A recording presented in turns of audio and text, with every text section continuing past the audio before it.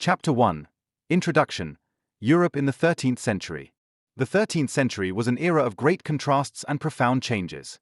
Europe found itself in a field of tension between medieval tradition and the first harbingers of a new world that grew ever closer together through trade, cultural contacts, and geographical discoveries. While large parts of the population still remained in feudal structures, characterized by agriculture, dependence, and local rule, new economic and intellectual dynamics began at the same time that were to determine the future of the continent. It was in this world that Marco Polo was born, a Venetian whose name is inextricably linked with the ideas of distant lands, unknown riches, and boundless curiosity. Europe in the 13th century was by no means a homogeneous space. In the West, powerful kingdoms such as France and England dominated, which were in conflict with each other, while the Holy Roman Empire was fragmented into countless principalities, dioceses, and cities. Italy, Marco Polo's homeland, was a patchwork of rival city-states, republics, and principalities. Venice, Genoa, Pisa, and Florence competed fiercely for trade routes and political influence. These cities were also hubs of an increasingly globalized economy, which brought goods from the East, spices, silk, precious stones, to Europe and exported European products to faraway places. Venice, the hometown of the Polo family, held a prominent position during this period. With its lagoons, canals, and merchant fleets, it was not only architecturally unique, but also a symbol of wealth and power. Through clever politics and military strength, Venice had created a trading empire in the Mediterranean region that reached as far as the Middle East. The Venetians were in close contact with Byzantium and the Islamic empires and thus had access to goods and information that hardly reached the rest of Europe. Marco Polo grew up in this atmosphere, surrounded by stories of merchants, exotic goods, and the constant movement of ships entering and leaving the port. The 13th century was also a time when the Crusades still had an effect. Since the end of the 11th century, European armies of knights had tried to bring the Holy Land under Christian control. Although the military successes were changeable and most of the Crusader states were lost again in the course of the 13th century, the Crusades had connected Europe with the Orient in a new way. Traders, pilgrims, knights, and clergymen brought back not only goods, but also knowledge, ideas, and impressions. Medical texts, mathematical concepts, philosophy, and literature from the Arab world reached Europe in translations and broadened horizons. At the same time, the Mongol expansion played a decisive role. Under Genghis Khan and his successors, the largest land empire in world history emerged in the 13th century, stretching from China to Eastern Europe. For Europe, this was initially a threat, because the Mongols were considered invincible warriors whose advances spread terror as far as Hungary and Poland. But soon another side became apparent. Under the rule of the Mongols, especially under Kublai Khan, stable structures were created that promoted trade and exchange. The famous Pax Mongolica enabled a period of relative safety on the major trade routes of Asia. Merchants, missionaries, and travelers were able to use routes that had previously been impassable due to political fragmentation or constant wars. In Europe itself, however, knowledge about Asia was limited and riddled with myths. Reports from distant countries were often based on biblical interpretations, ancient writings, or fantastic stories. There were stories of King Prester John, a Christian ruler in the Far East, whose empire was supposedly somewhere between India and Ethiopia. Reports of strange peoples, wondrous animals, and immeasurable riches also circulated. Only a few travelers, such as the Franciscan John de Plano Carpini or William of Rubruck, had actually visited the Mongols on behalf of the Pope or King and had written reports that contained a little more reality. But for most Europeans, Asia and China remained distant, semi-mythical worlds. However, the economic interest in Asia was enormous. Spices such as pepper, cinnamon, nutmeg, and cloves were not only luxury goods, but also important trade goods with high profit margins. Silk was another sought-after product that made its way to Europe from China, symbolizing prosperity and prestige. Gemstones, porcelain, and exotic animals also aroused fascination. The path of these goods ran through complicated trade networks controlled by middlemen in Arab and Byzantine cities. Europe longed for more direct access to these treasures, but the roads were long, dangerous, and politically risky. It was in this context that the figure of Marco Polo later became so significant. His work, the Book of Miracles or Illinois Million, opened up a detailed view of Asia to Europeans that had not existed before. But before he could take on this role, it was 13th century Europe itself that shaped him. A world that was characterized by feudalism, but gained new dynamism through trade. A world torn apart by religious conflicts, but at the same time showing a thirst for knowledge. A world that lived among myths and yet curiously searched for reality. Marco Polo was born in 1254, at a time when Europe was in the process of breaking free from its provincial narrowness and reaching for new horizons. He grew up in a family that was already connected to this larger horizon through their travels to Asia. His father Niccolo and his uncle Maffeo had already established trade contacts far beyond what was conceivable for most Europeans. The young Marco inherited not only the name of a merchant family, but also the openness, curiosity, and willingness to take risks that would later make him probably the best-known figure of travelers in the Middle Ages. The Europe into which Marco Polo was born was no longer the isolated, obscure image that is sometimes associated with the Middle Ages. It was a continent on the move, full of contradictions, full of possibilities. Cities flourished, universities were established, trade networks grew, the knowledge of antiquity was rediscovered and combined with Arabic knowledge. It was a Europe that did not yet know that it was on the verge of a new epoch, an era in which discovery, expansion, and globalization were to determine the course of history. In this world, Marco Polo played a key role, not as a conqueror or ruler, but as a mediator of knowledge. His life and travels cannot be understood without the 13th century, without the political, economic, and cultural currents that shaped this era. They created the ground on which his adventures became possible, and they explain why his reports fell on such fertile ground in Europe. Chapter 2. The Polo family in Venice. In order to understand the figure of Marco Polo and his significance for history, one must first look at the family from which he came. The Polos were no ordinary family in 13th century Venice, but merchants of rank and influence involved in the vibrant life of a city that was itself a hub of international trade. Venice, which rose on stilts in the water, was an emerging trading empire in the 13th century, which represented a bridge between the worlds due to its unique location between the Orient and the Occident. Here, Marco Polo and his relatives grew up in an atmosphere characterized by cosmopolitanism, business acumen, and a thirst for adventure. The Polos did not come from the highest nobility of the city, but they did not belong to the ordinary citizens either. Rather, they were part of the rich and influential merchant class that shaped Venice's prosperity and formed the foundation of its power. Its name can be traced back to the 11th century, and early on members of the family had established trade relations with distant regions. In Venice in the 13th century, this meant not only wealth, but also political importance, because the Republic was essentially ruled by the large merchant families. They provided the members of the Great Council, from which the Doge was elected, and determined through their trade networks which goods went to Europe and which were shipped to the East. Marco's father, Niccolo Polo, and his uncle Maffeo were typical representatives of this class. They ran the family's business, which specialized in long-distance trade. Trade in the Mediterranean region was already profitable enough, but the Polos ventured far beyond these borders.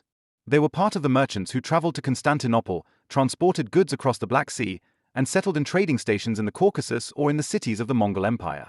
Their thinking was not limited to the lagoon city, but they saw themselves as actors on a stage that stretched from Europe to Asia. Venice, where the Polos lived, was a place of constant movement. Ships entered the harbor incessantly, loaded with silk, spices, precious stones, dyes, and exotic animals. Merchants spoke languages from all over the world: Greek, Arabic, Persian, Armenian, Latin, and, increasingly, the Mongolian dialects, which gained importance as the empire of the Khans expanded. For a child like Marco, who was born into this world in 1254, the city itself must have been a reflection of the big world. The babble of voices, the diversity of people, the smells of goods and the glitter of foreign fabrics were his everyday life. The Polos were also closely linked to the politics of Venice. The city competed with Genoa, Pisa, and Amalfi for supremacy in the Mediterranean. Alliances, wars, and trade treaties determined life, and merchants like the Polos had to act not only economically but also politically.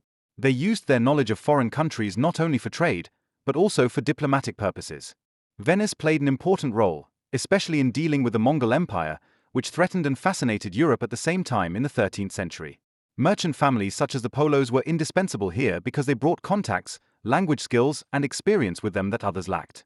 Niccolo and Maffeo Polo were pioneers in this regard. Even before Marco was old enough to accompany them on their travels, they had embarked on dangerous ventures that took them far beyond the usual trade routes. Around 1260, they set out on a journey that took them to the court of the Great Khan. This expedition was not only a trading enterprise, but also an encounter with a world power that could influence the fate of Europe. They returned with stories, experiences, and perhaps also first contacts that would later open the way for Marco. Marco himself grew up without a father in the first years of his life, because Niccolo traveled during his childhood. His mother probably died early, so he was raised by relatives. This meant that he grew up in an environment that was characterized by commercial thinking. He learned reading, writing, arithmetic, and probably the basics of several languages, because this was important for a young Venetian who was later to work in trade. Knowledge of goods, prices, and routes is also likely to have been imparted to him at an early age. Everything indicates that he was prepared from an early age for a life that was determined by trade, travel, and enterprise. The self-image of the Polo family was decisive for Marco's development. They saw themselves not only as traders, but as part of a larger world. While many Venetians concentrated their business on the Mediterranean, the Polos thought ahead. They were willing to take risks to enter new markets and were not afraid to venture into unknown countries. This attitude also shaped Marco. He inherited the entrepreneurial spirit, curiosity, and the ability to live and act in foreign cultures. It must be borne in mind that the departure to the east in the 13th century was anything but a matter of course. Europe knew little certain information about Asia, and the dangers along the way were immense: deserts, mountains, hostile tribes, disease, and political uncertainty. Those who set out nevertheless needed courage, perseverance, and a special degree of flexibility. The Polos had these characteristics, and Marco grew up believing that this was the path to wealth and prestige. The family was not only an economic unit, but also a social network. Venetian merchants maintained close contacts with other families, entered into marriages to consolidate alliances, and formed trading companies that shared the risk. Thus, the Polos were also involved in a network of relationships that helped them organize their travels, finance their goods, and receive support in case of emergency. Without this network, an expedition like the one Marco later undertook would hardly have been possible. Venice offered the ideal basis for this. It was a city founded on trade and exchange. Their political order, which was a mixture of aristocracy and republic, encouraged the participation of merchants. Prosperity was not based on land ownership, but on enterprising spirit and success in trade. This distinguished Venice from many other parts of Europe, where the nobility dominated social life. For Marco, this meant growing up in an environment where trade and travel were not only accepted, but highly regarded. The Polo family was thus a reflection of the city in which they lived: cosmopolitan, willing to take risks, intent on wealth and influence. Marco was not an isolated adventurer, but the product of a tradition that shaped him and prepared him for his great journey. The values he was taught, courage, wisdom, business acumen, and the ability to move in foreign cultures, made him the man who would later make history. When Niccolo and Maffeo returned to Venice in 1269, they brought with them not only experience from afar, but also an invitation from the great Khan Kublai to the Pope. They were to send back envoys who would impart Western knowledge and Christian teachings to the Khan. In this situation, Marco, now almost an adult, became part of the adventure. Without the travels of his father and uncle, without the foundation of the family, he would never have gone down in history. So the Polo family is the foundation on which Marco Polo's fame rests. It was the springboard that led him out of the lagoon city of Venice into the wide world. It gave him the means, the contacts, and the attitude he needed to survive in a world that remained completely inaccessible to most of his contemporaries. Before Marco became a great traveler himself, it was his family who paved the way and created the tradition into which he was born. Chapter 3. The First Voyages of Niccolo and Maffeo Polo. Before Marco Polo himself embarked on his great journey, his father Niccolo and his uncle Maffeo had already gained experience that took them far beyond the usual trade routes and laid the foundations for what would later be considered the most famous journey of the Middle Ages. These early expeditions, which took place in the 1260s, show not only the courage and enterprising spirit of the Polos, but also the geopolitical possibilities of the time. They made the two brothers ideal pioneers for Marco and opened a door to Asia that had remained closed to most Europeans until then. Niccolo and Maffeo had grown up in Venice, a city that saw trade as its livelihood. Early on, they decided not to limit their business to the Mediterranean region. While many Venetian merchants traded with Byzantium, the Middle East and North Africa, the Polos were drawn further east. Her first major venture took her to Constantinople, which was still considered the gateway between Europe and Asia. There they had set up a trading post and firmly established themselves. In the 13th century, Constantinople was a melting pot of cultures, shaped by Byzantine tradition and at the same time by the influences of the Crusaders, who had conquered the city in 1204. For merchants like the Polos, the city offered ideal conditions to make contacts in all directions. But the situation in Constantinople was not stable. The Latin Empire, which had been established after the conquest by the Crusaders, came under increasing pressure from the Byzantines, who wanted to reconquer their capital. In this uncertain situation, Niccolo and Maffeo decided to move on. They sold their possessions in Constantinople, exchanged their wealth for gems and gold that were easier to transport, and made their way across the Black Sea. Their destination was Crimea, more precisely the trading city of Soldea, today's Sudak, an important hub for trade with the Mongolian-controlled areas of Central Asia. The journey to these regions was unusual for Europeans, but the Polos saw it as an opportunity. Under Genghis Khan and his successors, the Mongols had created an empire that stretched from China to Eastern Europe. While this realm was a threat to many, it also provided security and stability for merchants.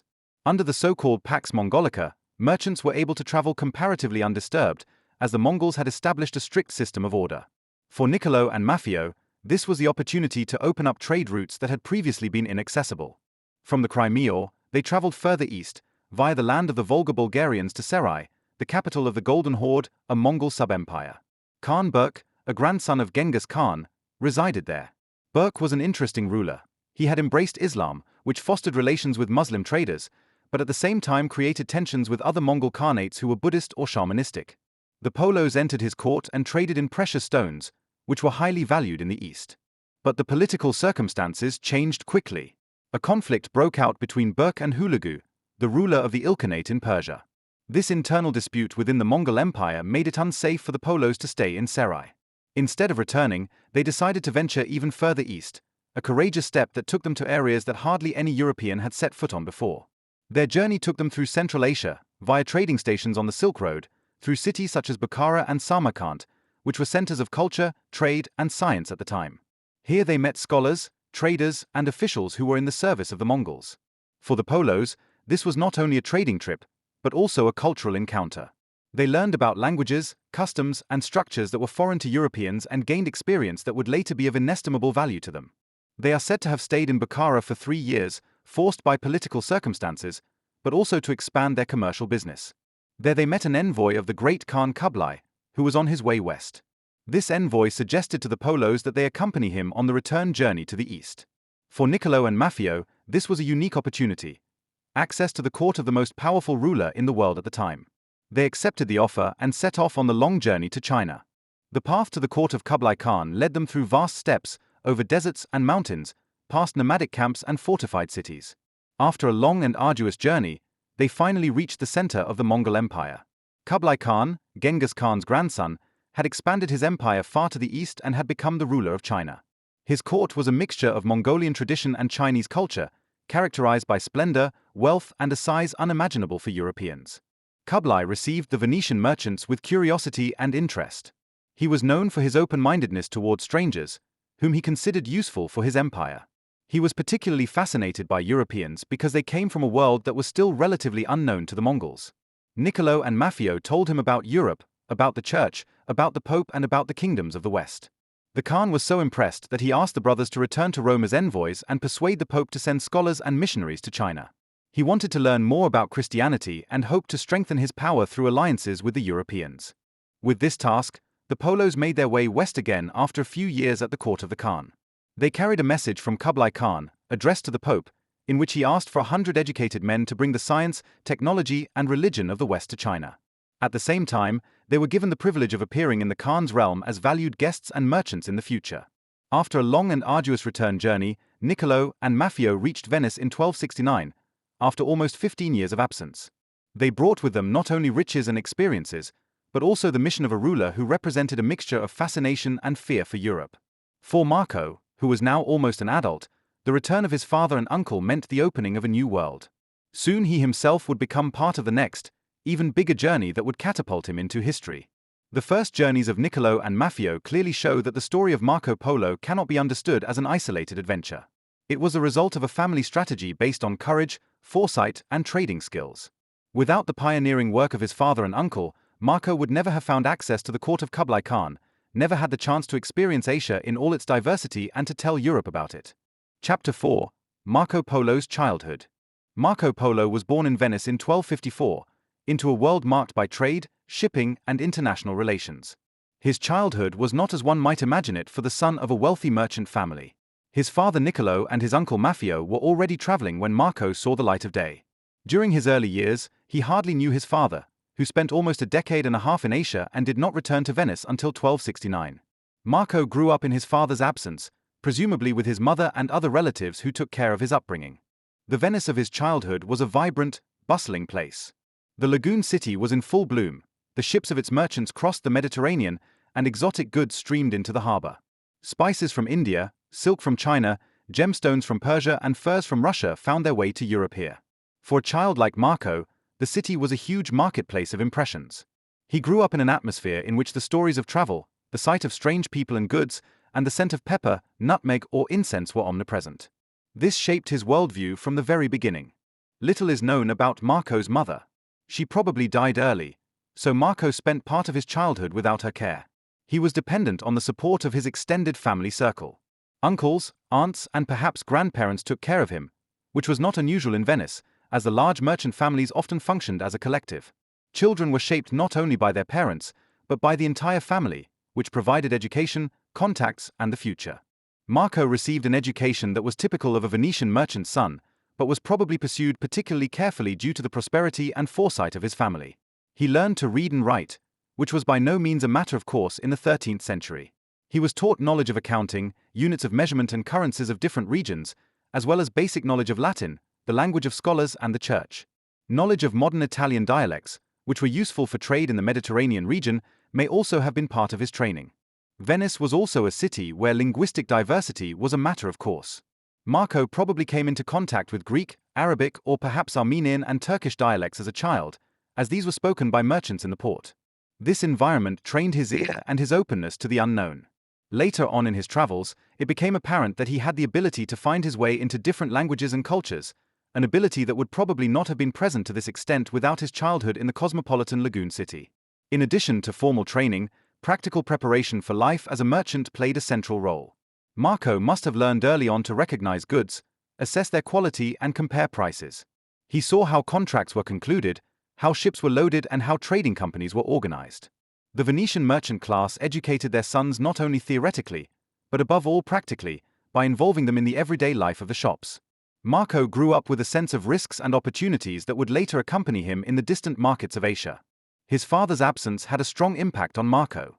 While other boys learned under the guidance of the head of the family, he first had to develop without this direct paternal presence. Perhaps this made him more independent, perhaps also more longing for the world his father traveled. When Niccolo Polo finally returned to Venice in 1269, he met a son who was now 15 years old enough to absorb his father's stories with an alert mind and old enough to dream of a future far away. The return of Niccolo and Maffeo was a drastic experience for Marco. They brought not only exotic goods, but also exciting stories of their encounters with the great Khan, of cities and landscapes that hardly anyone in Europe knew. Above all, however, they brought a mission with them. Kublai Khan had asked them to send the Pope's envoys to China. So it was clear that a new, even bigger trip was ahead, and this time Marco should also go along. The years between his father's return and his departure in 1271 were a transitional period for Marco. He was initiated into the plans, experienced the preparations, and probably received more intensive training in order to be prepared for the journey. This included knowledge of geography, navigation, commodity science, and perhaps also initial instructions in the courtly customs that would await him at the court of the Khan. The Polos knew that they would travel not only as merchants but as envoys, and prepared Marco accordingly. For Marco, this must have been a mixture of adventurousness and uncertainty. On the one hand, the prospect of seeing the world offered incredible temptations. On the other hand, the journey meant leaving the familiar home, family, and childhood behind and exposing oneself to dangers that were hardly foreseeable. Diseases, deserts, mountains, hostile tribes, all this was part of the route to the east. But Marco grew up in a family that did not shy away from risks, but saw them as part of their success. Marco Polo's childhood is therefore not only a prehistory, but a key to his later life. It shows how much he was influenced by Venice, by his family, and by the special circumstances. He grew up in a world that made him open-minded, curious, and pragmatic. He learned early on that the world was bigger than the lagoon of Venice, that wealth and knowledge were to be found where others did not dare to look. He saw that his father and uncle were pioneers, and he felt that he too would become part of this history. When he finally set out in 1271 with Niccolo and Maffeo, he was only 17 years old, a young man just at the beginning of his adult life. But the years of his childhood had prepared him. The atmosphere of Venice, the education of his family, the stories from afar. All of this had shaped him and made him a traveler before he even left the familiar lagoon for the first time. Chapter 5. The Great Journey Begins. Departure to the East in 1271. Marco Polo's departure in 1271 marked not only the beginning of a long and arduous journey, but also a young man's step into history.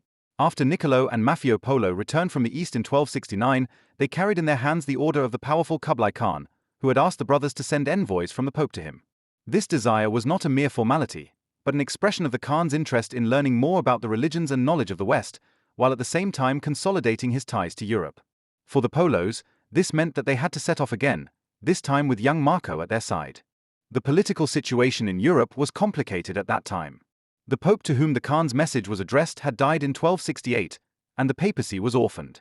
The election of the successor dragged on for 3 years, a clear sign of the tensions between the different political camps. So the Polos could not immediately take a papal answer with them on their journey. When they left Venice in 1271, they only had letters from the papal legate in Acre, who had promised to send the actual message later. Thus, the journey was marked by uncertainty from the beginning, but at the same time it showed the family's determination to venture east a second time. The departure itself was an event that must have deeply impressed Marco. At just 17 years old, he left the familiar lagoons, narrow streets, and bustling markets of Venice to embark on a route that would take him thousands of miles from home. At his side were his father and uncle, experienced men who already knew the hardships of such journeys. For Marco, however, it was the first step out into the world, carried by curiosity, a thirst for adventure and the prospect of seeing places that hardly anyone in Europe could have guessed. The route first took the travelers to Acre in the Holy Land, which was still under Christian control. There they met the papal legate Tebaldo Visconti, who was to be elected pope shortly afterwards and went down in history as Gregory X. From him, the Polos received a recommendation and support for their mission, but the actual embassy that Kublai Khan had requested never materialized. Neither 100 scholars nor important missionaries accompanied the brothers. Only 2 Dominican monks joined them, but they soon turned back for fear of the dangers of the journey. So it was up to the Polos alone to meet the expectations of the Khan. From Acre, they made their way east, along land routes that had been used for centuries by traders, pilgrims, and armies. They moved through Anatolia, which was then under the rule of the Seljuks, and experienced a region that was characterized by religious diversity, cultural flourishing, but also political fragmentation. For Marco, who had only known life in Venice so far, this was the first encounter with a world that smelled, sounded, and looked different. Mosques and bazaars, foreign languages, and unknown food shaped his path and opened his eyes. From Anatolia, the route continued to Persia, a country that had already been surrounded by mysterious splendor in ancient times. Here Marco not only got to know new landscapes, deserts, mountains, and oasis cities, but also the rich culture of Persia, which was characterized by poetry, architecture, and science. At the same time, Persia was an area that was repeatedly shaken by the Mongol wars and internal conflicts. The Polos had to move carefully, use their contacts, and always keep the balance between diplomacy and commercial skill. Early on in the journey, Marco realized that the world was not only bigger, but also more diverse than he had imagined in his childhood. He met people of different religions: Muslims, Christians, Jews, Buddhists, and followers of local traditions. He saw cities that were larger and more magnificent than anything that Europe had known, but also poverty, misery, and dangers that made travel difficult. Diseases, gangs of robbers, and the inhospitable nature were constant companions. The brothers' decision to take Marco with them was of great importance. They saw in him not only a son or nephew, but also the heir to their experiences. He should learn to navigate foreign cultures, gain trust, and collect observations that would later be invaluable. Marco quickly proved to be inquisitive and capable of learning. He soaked up the impressions, asked questions, observed closely, and showed the ability to adapt to new situations, qualities that would later make him indispensable at the court of Kublai Khan. As the family moved further and further east, Marco grew out of his role as a companion and began to gain experience on his own. He was no longer just a student, but an active part of the mission. Later in his book, he will describe these first impressions with a mixture of amazement and objectivity, an attitude that made his report so unique. The awakening in 1271 was thus more than a geographical movement. It was a symbolic step from the known world of Europe to the unknown of Asia. For Marco, it meant saying goodbye to his childhood, entering adult life, and the beginning of an experience that would shape him forever. For history, it meant the beginning of a work that was to change Europe's ideas of Asia for centuries. When the Polos left their homeland, they had no idea how long they would stay away. It was not until 1295 that they were to return after almost a quarter of a century. For Marco, it was a farewell for a long time, perhaps with the knowledge that he could never see Venice again. But in the determination, in the curious glances, and in the willingness to engage with the unknown, there was already the greatness that would make him one of the most famous travelers in world history. Chapter 6. Through Anatolia and Persia, Encounters with New Cultures. After the Polos left Venice in 1271 and moved eastwards via the Holy Land, Marco began his long journey through regions that represented a completely new world not only geographically but also culturally. Anatolia and Persia, two countries with ancient traditions and at the same time forced into a new political order by the conquests of the Mongols, were the first major stations on the way to Asia. For the young Marco, who had only experienced the diversity of Venice so far, impressions of landscapes, religions, languages, and cultures opened up that broadened his horizons far beyond what he had known before. The route through Anatolia first led the travelers through areas that had once been part of the Byzantine Empire, but were now under the rule of the Seljuks. Anatolia was a melting pot of Greeks, Armenians, Turks, Kurds, and other peoples, all of whom left their mark on the region. Cities like Konya, the capital of the Seljuk Empire, were centers of Islamic culture, characterized by magnificent mosques, madrasas, and bazaars. Marco saw the splendor of Islamic architecture for the first time here and felt the otherness of a culture that was no less complex than the European one, but in many areas even more progressive. Anatolia was not only culturally interesting, but also dangerous terrain. Bands of robbers, political unrest, and the uncertainties of the paths posed constant dangers. Nevertheless, the region offered a fascinating insight into the diversity of the Orient. Marco probably met the dervishes for the first time here, those Muslim mystics who stood out for their ascetic way of life and ecstatic dances. Such impressions had a lasting impact on him, because he learned that religion was not only a matter of dogma, but also existed in a variety of spiritual expressions. From Anatolia, the route continued towards Persia. Transitioning into this vast empire meant entering one of the oldest and richest cultures in the world. Persia had already played a central role in world history centuries before Marco Polo, as the Achaemenid Empire, as the home of Alexander the Great, and later as a cultural hub under the Sassanids.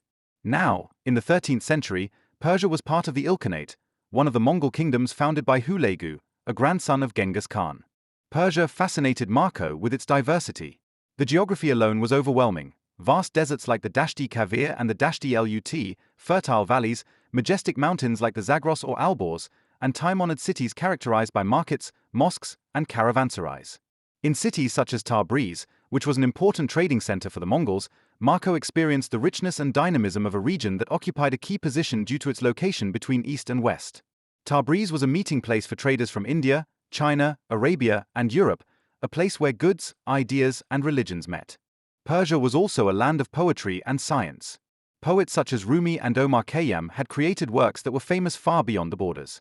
Marco, even if he could not grasp literature in depth, felt the cultural radiance of the country. He noticed the fine craftsmanship, the magnificent carpets, the intricately crafted metalwork, and the miniature painting that formed an expression of the Persian aesthetic. Such impressions made it clear that Asia was not only a distant region full of exoticism, but a civilization that was on an equal footing with Europe and even seemed superior in many ways. However, the journey through Persia was also arduous. The long distances through uninhabited areas, the heat of the deserts, and the cold of the mountains placed enormous demands on endurance and organization. Caravans often had to rely on each other to get safely through the most dangerous sections. Marco learned the importance of caravanserais, those fortified inns along the trade routes that offered shelter to travelers. These facilities were a symbol of the Silk Road, places where traders from all over the world met to exchange news, trade goods, and share experiences. Religiously, Persia was a mosaic. Islam dominated, but there were also Christians, Jews, Zoroastrians, and followers of other faiths.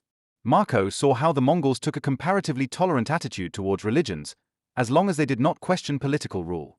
This diversity shaped his understanding that the world was divided not only into Christian or pagan, but into a variety of faiths, each claiming its own truth. In Persia, Marco also experienced the political reality of the Mongol system of rule. The Ilkhans had established a strict administration based on taxes, control, and military presence. For the traders, this was both a curse and a blessing. On the one hand, they had to pay high taxes, and on the other hand, the order of the empire offered a certain security. The Mongols deliberately promoted trade because they themselves benefited from the tariffs. Marco understood early on that power and trade were inextricably linked. The journey through Anatolia and Persia was a school of world studies for Marco. He learned not only about geographical spaces, but also about the art of observing, comparing, and describing. He saw that richness and culture were not to be found in Europe alone, but that there were entire civilizations that were at least as old, just as complex, and just as impressive. It was this insight that later made his book so unique, the ability to look beyond one's own horizon and to describe the diversity of the world with one's own eyes. By the time the Polos left Persia behind and moved further east, they had not only traveled thousands of kilometers, but also gained a deeper understanding of the world.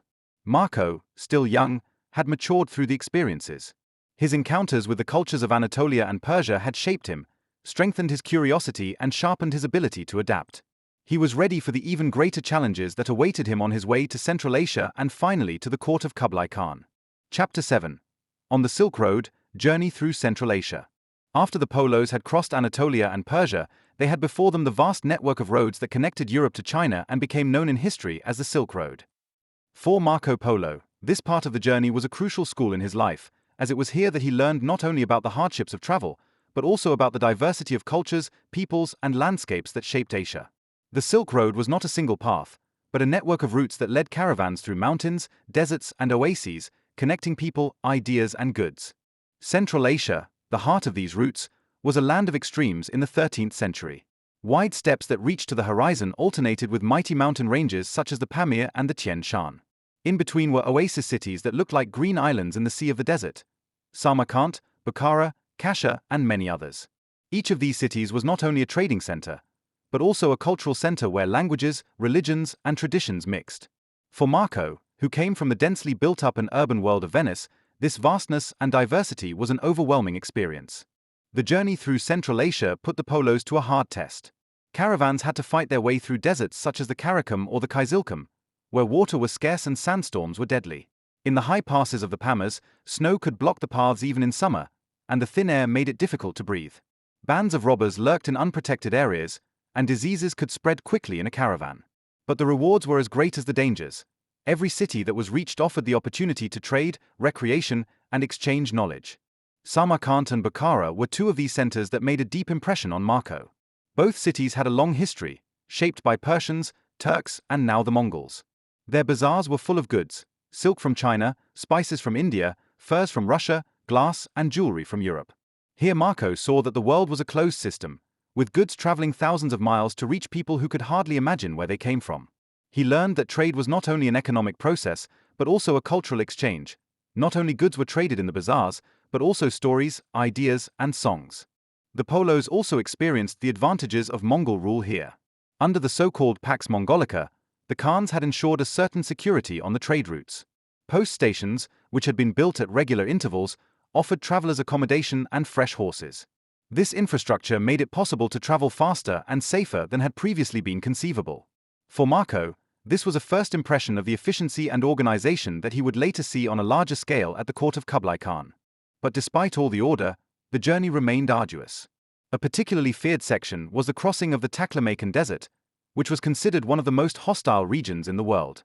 The caravans had to rely on the few oases that lined the way like pearls on a chain: Kasha, Yarkand, Khotan, and Dunhuang. In these cities, Marco found a world that was completely new to him. Here he encountered Buddhism, whose temples, stupas, and murals amazed him. In Dunhuang, for example, on the edge of the Gobi Desert, there were caves full of Buddhist art that were testimonies to a centuries-old tradition. For the young Venetian, who had previously only known Christianity in its various forms, this was an encounter with a completely different spiritual world. The encounter with the nomads of Central Asia was another formative experience. These people lived in yurts, roamed the steppe with their herds, and followed the seasons. Their way of life was fascinating to Marco because it was in stark contrast to the urban life of Venice. He admired her skill in riding, her independence, and her ability to adapt to the harsh conditions of nature. At the same time, he was amazed at their customs, their dress, and their ideas of honor and hospitality. Many of these impressions were later to find their way into his book, in which he described in detail the way of life of the peoples of Central Asia. During these months and years on the Silk Road, Marco developed the ability that made him a unique observer.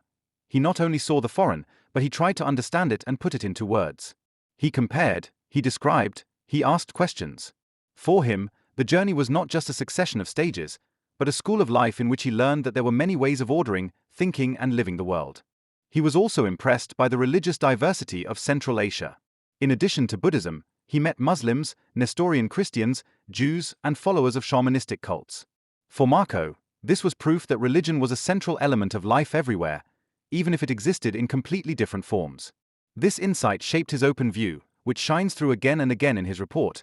He described the customs of other peoples with amazement, but without the blanket devaluation that many of his contemporaries practiced. The journey across the Silk Road took years, and for Marco it was years of growing up. He started the journey as a teenager, but along the way he became a man who took responsibility, made decisions, and had to assert himself in a foreign country. The hardships of the steppe, the deprivations of the desert, the encounters with robbers and political uncertainties shaped his character. At the same time, his curiosity was nourished by every new city, every new face, and every new landscape. When the Polos finally left the last stages of Central Asia behind and approached the border with the kingdom of Kublai Khan, they had not only traveled thousands of kilometers, but also crossed a cultural journey that would change Marco forever. For him, the Silk Road was not only a trade route, but a symbol of the interconnectedness of the world. It showed him that Europe was only one part of a much larger whole, in which China, India, Persia, and the steppe empires were just as important. This realization later made him a unique mediator between cultures. Without the experiences in Central Asia, without the long months in the caravans, without the encounters in Samarkand, Bukhara, or Kasha, Marco Polo would not have become the observer as which history knows him to be. The Silk Road was his classroom, his university, his first great school in the world. Chapter 8. Arrival at the court of Kublai Khan, First Impressions of Mongol Rule. After the long and arduous journey via Anatolia, Persia, and Central Asia, the Polos finally reached their destination, the court of the mighty Kublai Khan, grandson of the legendary Genghis Khan and ruler of the largest empire in the world. For Marco, who in the meantime had become acquainted with the hardships and wonders of the Silk Road, the arrival at the court of the Khan was a moment of deepest impressions. Everything he had seen before was surpassed by the splendor, organization, and sheer size of this empire. Here, in the heart of Mongol rule, Marco entered a world that he would later immortalize with his descriptions for Europe. At that time, Kublai Khan's court was located in Khanbaliq, the city that would later become known as Beijing. The Mongols had settled in this region after the conquest of China and expanded their residence into a center that combined both Mongol tradition and Chinese culture. Even the way to the vicinity of the capital must have overwhelmed Marco. Massive city walls, wide streets, markets full of goods from all parts of Asia, and a population far larger than any European city could offer. Venice, which he had left behind, seemed like a small island town in comparison. The meeting with Kublai Khan himself was a key moment. The Khan, already an older man at the time, radiated an authority that made a deep impression on Marco. He sat in the middle of his court, surrounded by officials, soldiers, priests, and messengers from all parts of his kingdom. Mongol rule was not only a military power, but also a political and cultural system that connected peoples and traditions from China, Central Asia, Persia, and even Europe. For Marco, this was a world that was bigger than he had ever imagined. Kublai received the Polos in a friendly manner. He remembered the first meeting with Niccolo and Maffeo and was curious about the young Marco who was now in their company.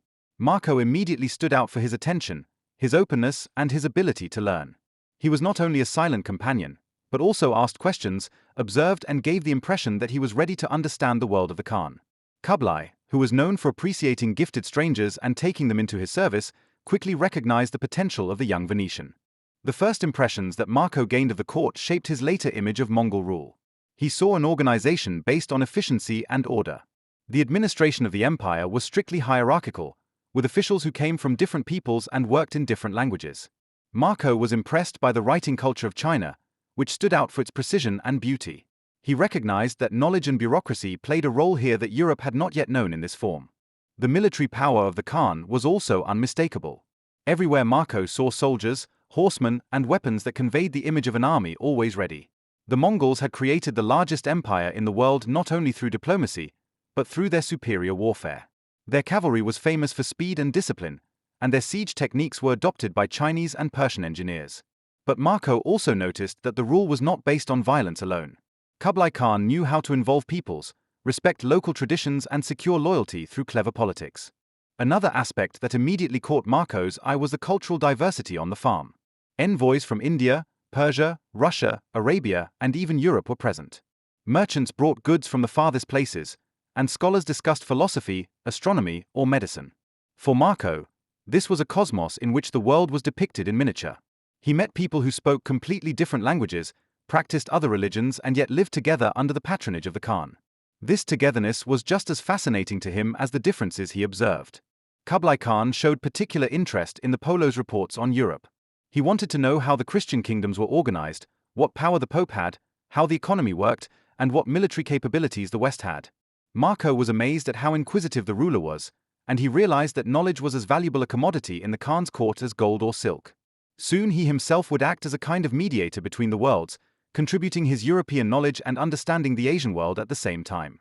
Religions also played a major role at court. Marco experienced how Buddhists, Taoists, Muslims, and Christians coexisted and sometimes competed for the favor of the Khan. Kublai, himself inclined towards Buddhism, nevertheless promoted religious tolerance as long as political stability was guaranteed. For Marco, this was an experience that shaped his understanding of religion. He saw that religious diversity did not necessarily mean conflict, but could also be a model of coexistence. The splendor of the farm also made a lasting impression on Marco. The Khan's palaces were of a size and beauty that he had never seen in Europe. Magnificent festivals at which thousands of guests were entertained, hunts with tame cheetahs and falcons, games, music, and dance showed the power and wealth of the ruler. For Marco, who came from the rich but still modest Venice, This was like looking into a fairy tale world. But behind all the splendor, he also recognized the structures that held the empire together: strict administration, efficient communication, and the ability to integrate different cultures. The first months at the court of the Khan were a school of wonder and learning for Marco. He began to learn the language, observed the rituals, studied the clothing and customs. He was adaptable, open, and curious, qualities that earned him the Khan's trust. Soon he was to become no longer just an observer, but an active participant in the life of the empire, as an envoy, traveler, and chronicler. For Marco, arriving at Kublai Khan's court was more than just a geographical highlight of his journey. It was a moment when his childhood dreams, the stories of his father and uncle, and the hardships of the Silk Road condensed into a reality that surpassed everything. He now stood at the center of the power of the world at that time, integrated into an empire that was larger than anything that Europe knew. This moment was the beginning of a phase of his life that would make him immortal. Chapter 9. Life in Khanbaliq, Beijing, Court Ceremonial and Politics. After Marco Polo and his relatives reached the court of Kublai Khan, a new phase of their stay in Asia began for them. They were no longer just travelers traveling through unknown lands, but became part of a courtly world organized according to strict rules, rituals, and political structures. Especially Marco, young, curious, and capable of learning, immersed himself deeply in this strange order. His account of the time spent in Khanbaliq, the capital of the empire, gives us a unique insight into the workings of 13th-century Mongolian Chinese society. Khanbaliq, today's Beijing, was a city like Marco had never seen before. The size alone surpassed everything he knew from Europe. Wide streets crisscrossed the city, which was protected by mighty walls. Within the city were markets, residential areas, religious centers, and, above all, the palaces of the Khan. These residences were of a splendor that must have seemed fairy tale to European eyes.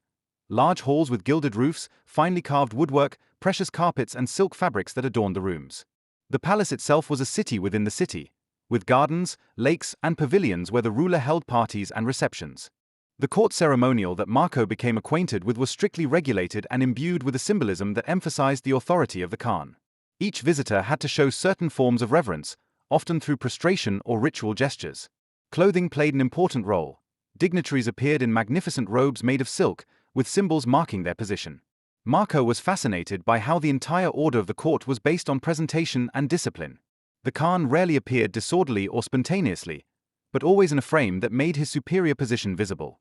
Marco quickly realized that Kublai Khan was not just a military conqueror, but a ruler who took care of administration and politics. The empire was huge, and ruling it required a sophisticated bureaucracy. Officials from China, Persia, and other parts of the empire ran the business, collected taxes, controlled trade, and maintained order. The administration was divided into districts, and each region had its leaders, who in turn reported to the center. Marco was impressed by the efficiency of this system, which was based on writing, hierarchy, and clear rules. A particularly fascinating aspect was the communication system of the empire. The Mongols had established a network of post stations that made it possible to transmit messages and orders at astonishing speed over long distances. Riders with fresh horses were on hand to carry messages so that orders could travel thousands of miles in a matter of days. For Marco, who came from a world where news often traveled for weeks or months, this was a sign of the modernity and strength of the empire. Political life at court was just as complex as the administration. The Khan surrounded himself with advisors and officials from different cultures.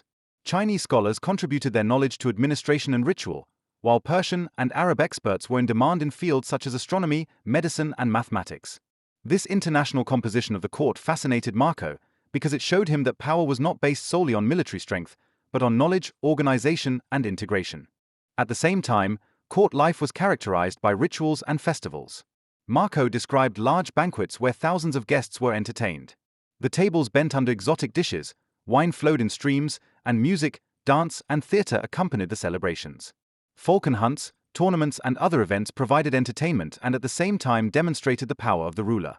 Such events were not only intended to provide pleasure, but also to make the hierarchy and order of the empire visible. For Marco, it was particularly impressive how religion was treated at court. Kublai Khan himself was inclined towards Buddhism, but he showed remarkable tolerance towards other religions. Buddhist monks, Daoist priests, Muslim scholars, and Christian clergy were represented at the court. Marco noticed that this diversity did not lead to chaos, but rather underlined the authority of the Khan, who saw himself as the supreme ruler of all faiths. For Marco, this was a contrast to Europe, where religious differences often led to conflict. Another point that impressed Marco was the economic organization of the empire. Goods from all parts of Asia gathered in Khanbaliq. Spices from India, precious stones from Persia, silk from China, furs from Siberia. Trade was strictly controlled and taxed, but at the same time encouraged. Markets were places of exchange, but also of political control, because traders had to register and pay taxes. Marco realized that wealth and power were inextricably linked here. In daily life on the farm, Marco learned the importance of hierarchy. Everyone had their place, everyone knew what gestures, words, and behaviors were appropriate. Violations of etiquette could have serious consequences, not only for the individual, but also for the entire group to which he belonged. Marco watched this attentively and adapted skillfully, which soon earned him the trust and favor of the Khan. The role of women at court was also remarkable for Marco. The Khan's wives and concubines had influence, especially the main wife, who was considered the mistress of the palace. Women from powerful families played a role in political alliances, and some of them exercised considerable influence in the background. For Marco, this was an indication that power in this realm was not just a matter for men, but was shared through complex family and social structures. The time in Khanbaliq was not only a phase of amazement for Marco, but also of learning. He began to understand the language, to internalize the customs, and to see through the structures. He saw that power was maintained not only through military strength, but through a mixture of ritual, knowledge, administration, and cultural integration. For a young man from Venice, this was a lesson that fundamentally changed his view of the world. Life in Khanbaliq, as Marco experienced it, was a mirror of the Mongolian world order. It was characterized by discipline and splendor, by diversity and integration, by power and knowledge. Marco realized that he had witnessed a civilization that was in many ways more advanced than the Europe of his time. This insight was later to form the core of his reports, which not only amazed Europe, but also inspired it. Chapter 10. Marco Polo as Khan's envoy, missions and travels within Asia. After Marco Polo had been accepted into the court of Kublai Khan and introduced to the courtly order, he began a role that went far beyond that of mere observer. Kublai quickly realized that the young Venetian was not only curious and capable of learning, but also possessed qualities that made him suitable for diplomatic and administrative tasks. Marco was attentive, detailed, adaptable, and able to mediate between different cultures. All of this made him an ideal candidate for missions where the Khan needed reliable, unbiased, and inquisitive envoys. Marco was thus placed in the service of the Khan and undertook numerous journeys within the vast Mongol Empire on his behalf. These missions took him to regions that were hardly imaginable for Europeans. They gave him the opportunity to see Asia not only from the perspective of a court official, but also to get to know the diversity of countries, peoples, and cultures directly on site. For Marco, this was a school of life that made him one of the best connoisseurs of Asia of his time. Among the first assignments he received were trips to the southern provinces of China. There he was supposed to report on the administration, trade, and loyalty of the local rulers. It was of utmost importance to the Khan that his empire was not only nominally ruled, but actually under control. Marco wandered through cities that overwhelmed him with their size and wealth. He saw streets wider than anything he knew in Europe, canals that connected entire regions, and markets full of goods from the farthest reaches of the world. He was particularly impressed by the region of southern China, which he experienced as one of the richest and most fertile landscapes. Rice fields, tea cultivation, silk production, and salt production were widespread here. Marco noticed that the Chinese had knowledge in many areas that were foreign to Europe at the time: effective agriculture, irrigation systems, a highly developed administration, and an amazing organization of trade. These observations not only made him a reliable reporter for the Khan, but also shaped his own ideas about the economy and society. One of his most important missions took him to Yunnan in southwestern China, a region that was then only partially under the control of the Mongols. Numerous ethnic groups lived here, which differed from the Chinese in language, culture, and way of life.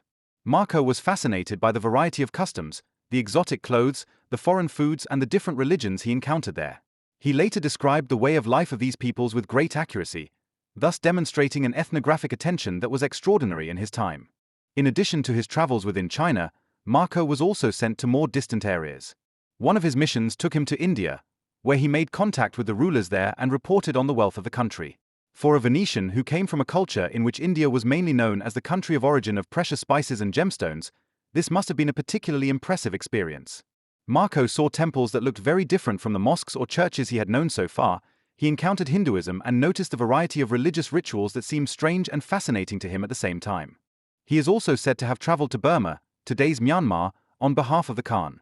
There he experienced the influence of Buddhism in a form that differed from the Chinese tradition. He saw magnificent pagodas, experienced the tropical climate, and reported on elephants that were used as working animals. For Marco, Such journeys were a constant change of impressions that expanded his view of the world and sharpened his ability to describe. The role of envoy not only brought Marco into contact with foreign cultures, but also made him an important tool of Mongol rule. He learned how the empire was held together through communication, diplomacy, and presence. Kublai Khan used him as a reliable messenger because Marco was neither part of the Mongolian elite nor a local power group. His strangeness was an advantage here. He was neutral, loyal to the Khan, and could provide information that was not distorted by personal interests.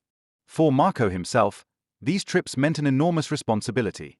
He was not only an observer, but also had to write reports, make decisions, and hold diplomatic talks. He learned to deal with rulers who had completely different ideas of power, honor, and politics than the princes of Europe. He had to communicate in foreign languages, understand cultural codes, and always act in the name of the Khan whose authority he represented. The experience Marco gained during these missions made him a man who knew the world in a way that hardly anyone in Europe did. He saw cities with millions of inhabitants, while the largest European cities were home to a few tens of thousands of people. He experienced technical innovations such as paper money, which was widespread in the Khan's empire while Europe was still dependent on coins. He perceived the importance of coal as a fuel long before it was systematically used in Europe. Such observations later made him appear to be a miracle teller, but in reality they showed the foresight and attention of a traveler who looked closely. His missions within Asia lasted for years, and they made him a trusted servant of the Khan. He enjoyed privileges granted to only a few strangers, and he had access to information and experiences far beyond what ordinary travelers could experience. For Marco, this was not only a phase of learning, but also of self-affirmation.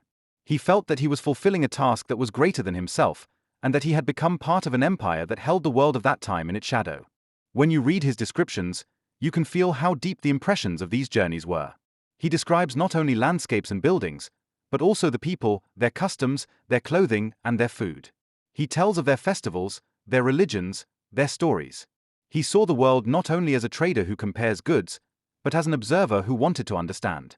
This is exactly what later made his report so unique. He was more than a traveling salesman, he was a chronicler of the diversity of the world. The years as Kublai Khan's envoy were the core of Marco Polo's experience in Asia.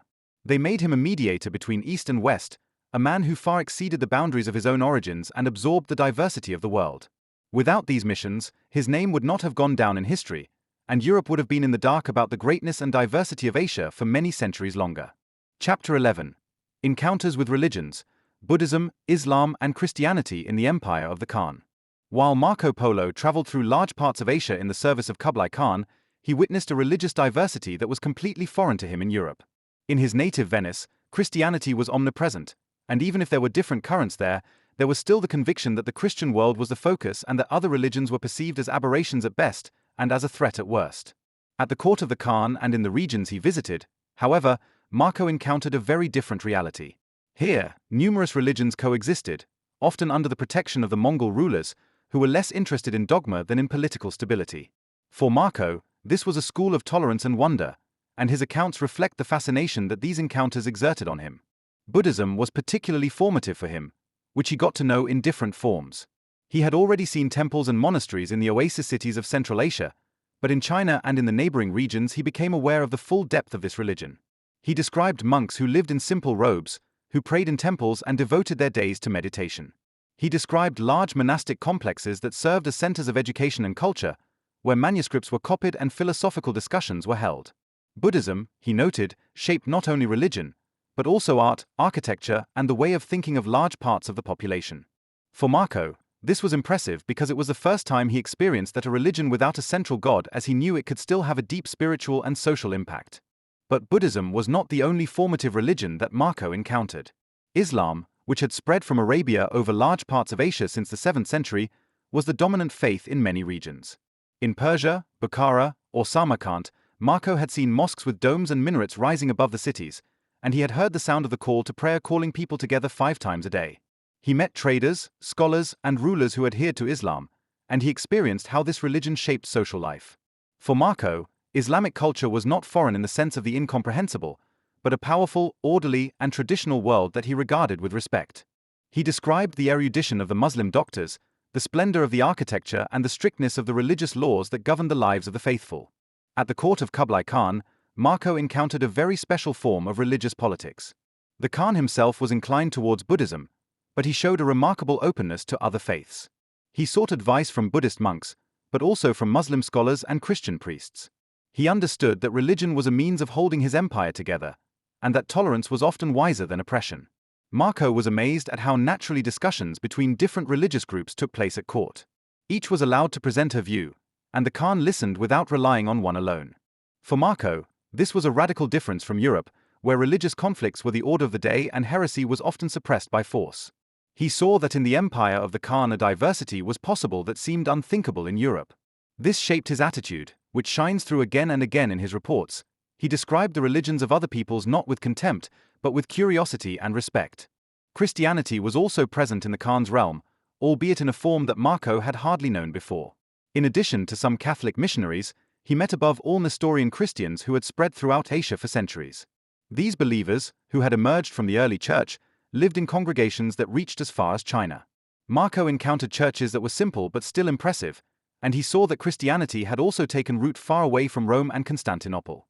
For him, this was an indication of the breadth and diversity of his own religion, but also of the differences that had developed over the centuries.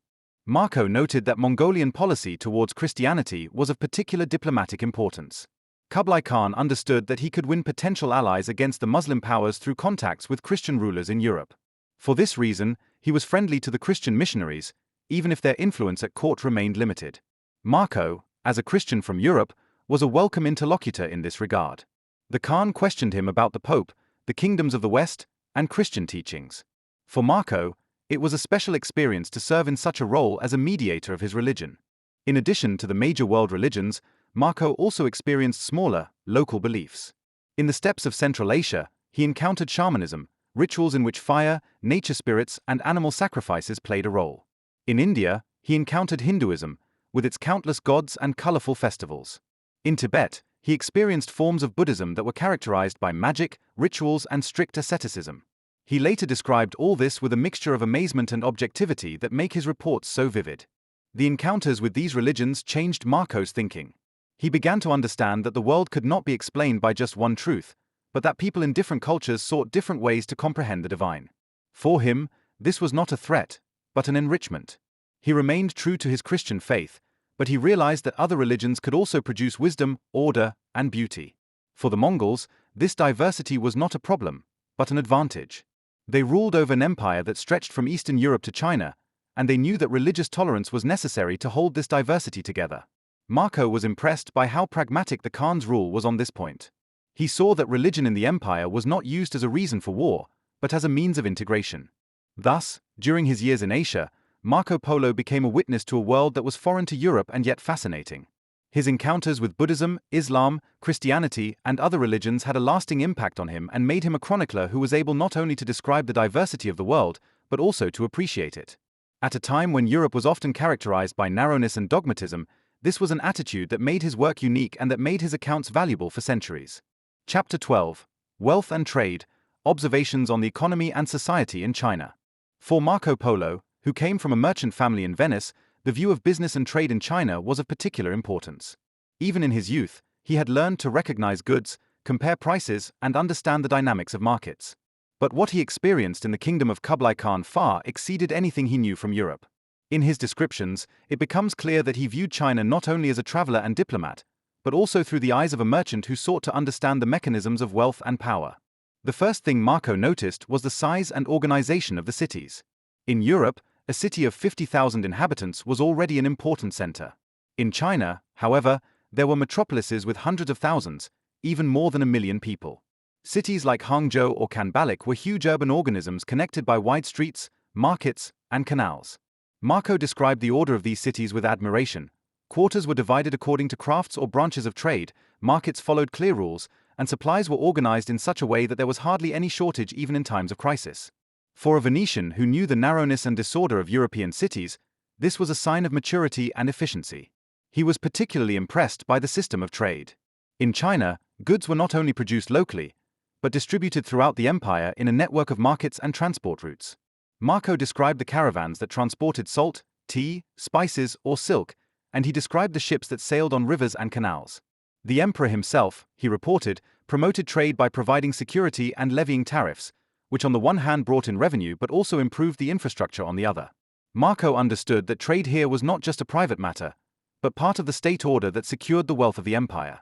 A special feature that Marco registered with amazement was the use of paper money. While Europe was still completely dependent on coins made of gold, silver, or copper, the Chinese had already developed a system in which printed bills represented the value of money.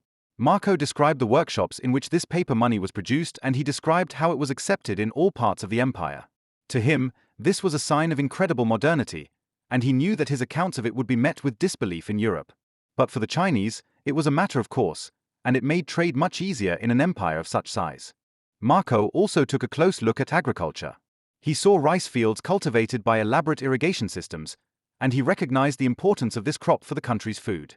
In addition to rice, he noticed the cultivation of tea, which was still completely unknown in Europe at the time, as well as the production of silk, which he could observe in all its stages, from silkworms to spinning to the production of precious fabrics. He was fascinated by the discipline and organization with which the Chinese carried out this work, and he realized that prosperity here rested on a solid economic foundation. Another area that impressed Marco was the extraction and use of salt.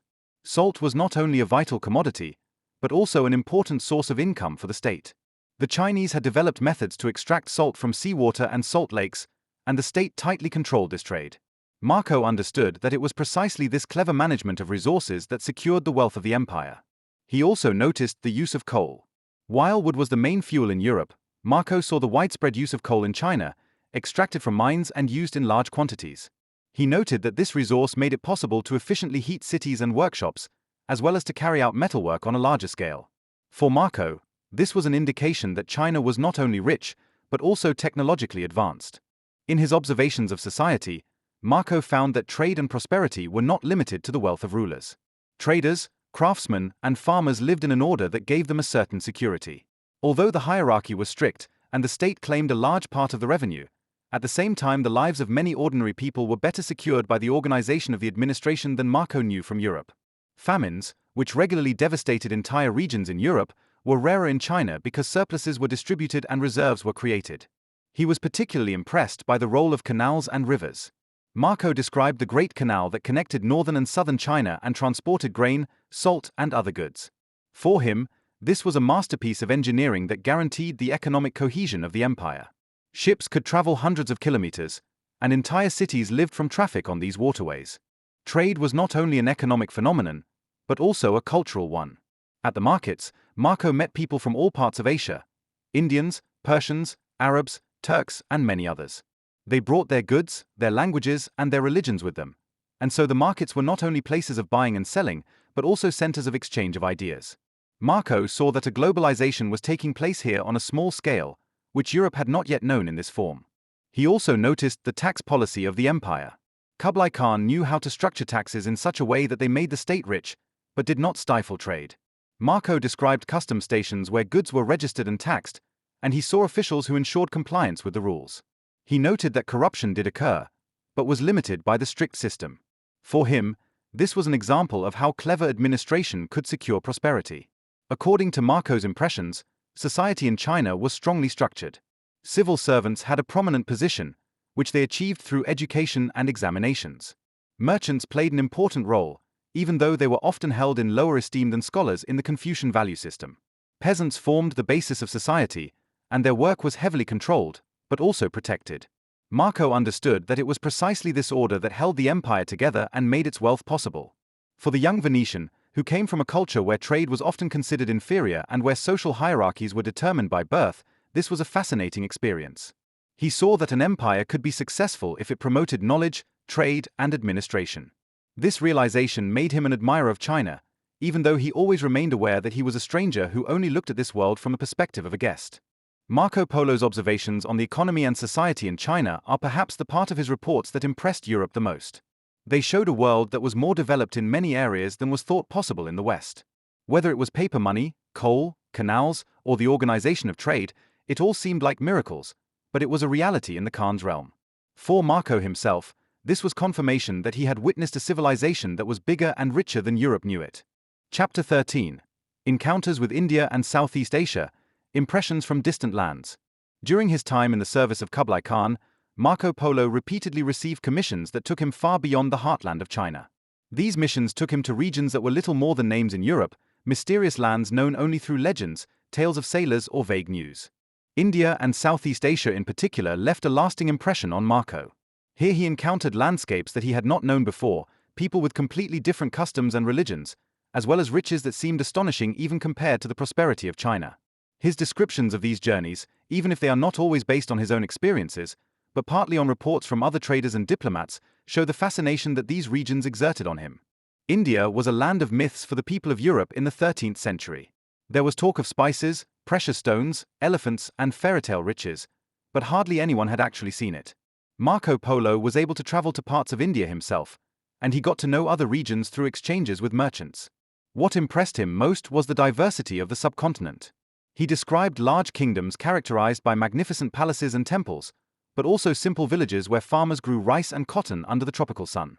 The religious world of India was completely new to Marco. He encountered Hindu temples whose images of the gods and rituals were strange and at the same time fascinating for a Christian. He reported on a multitude of deities, colorful festivals, and ritual acts, which seemed to him to be part of a deep-rooted belief system.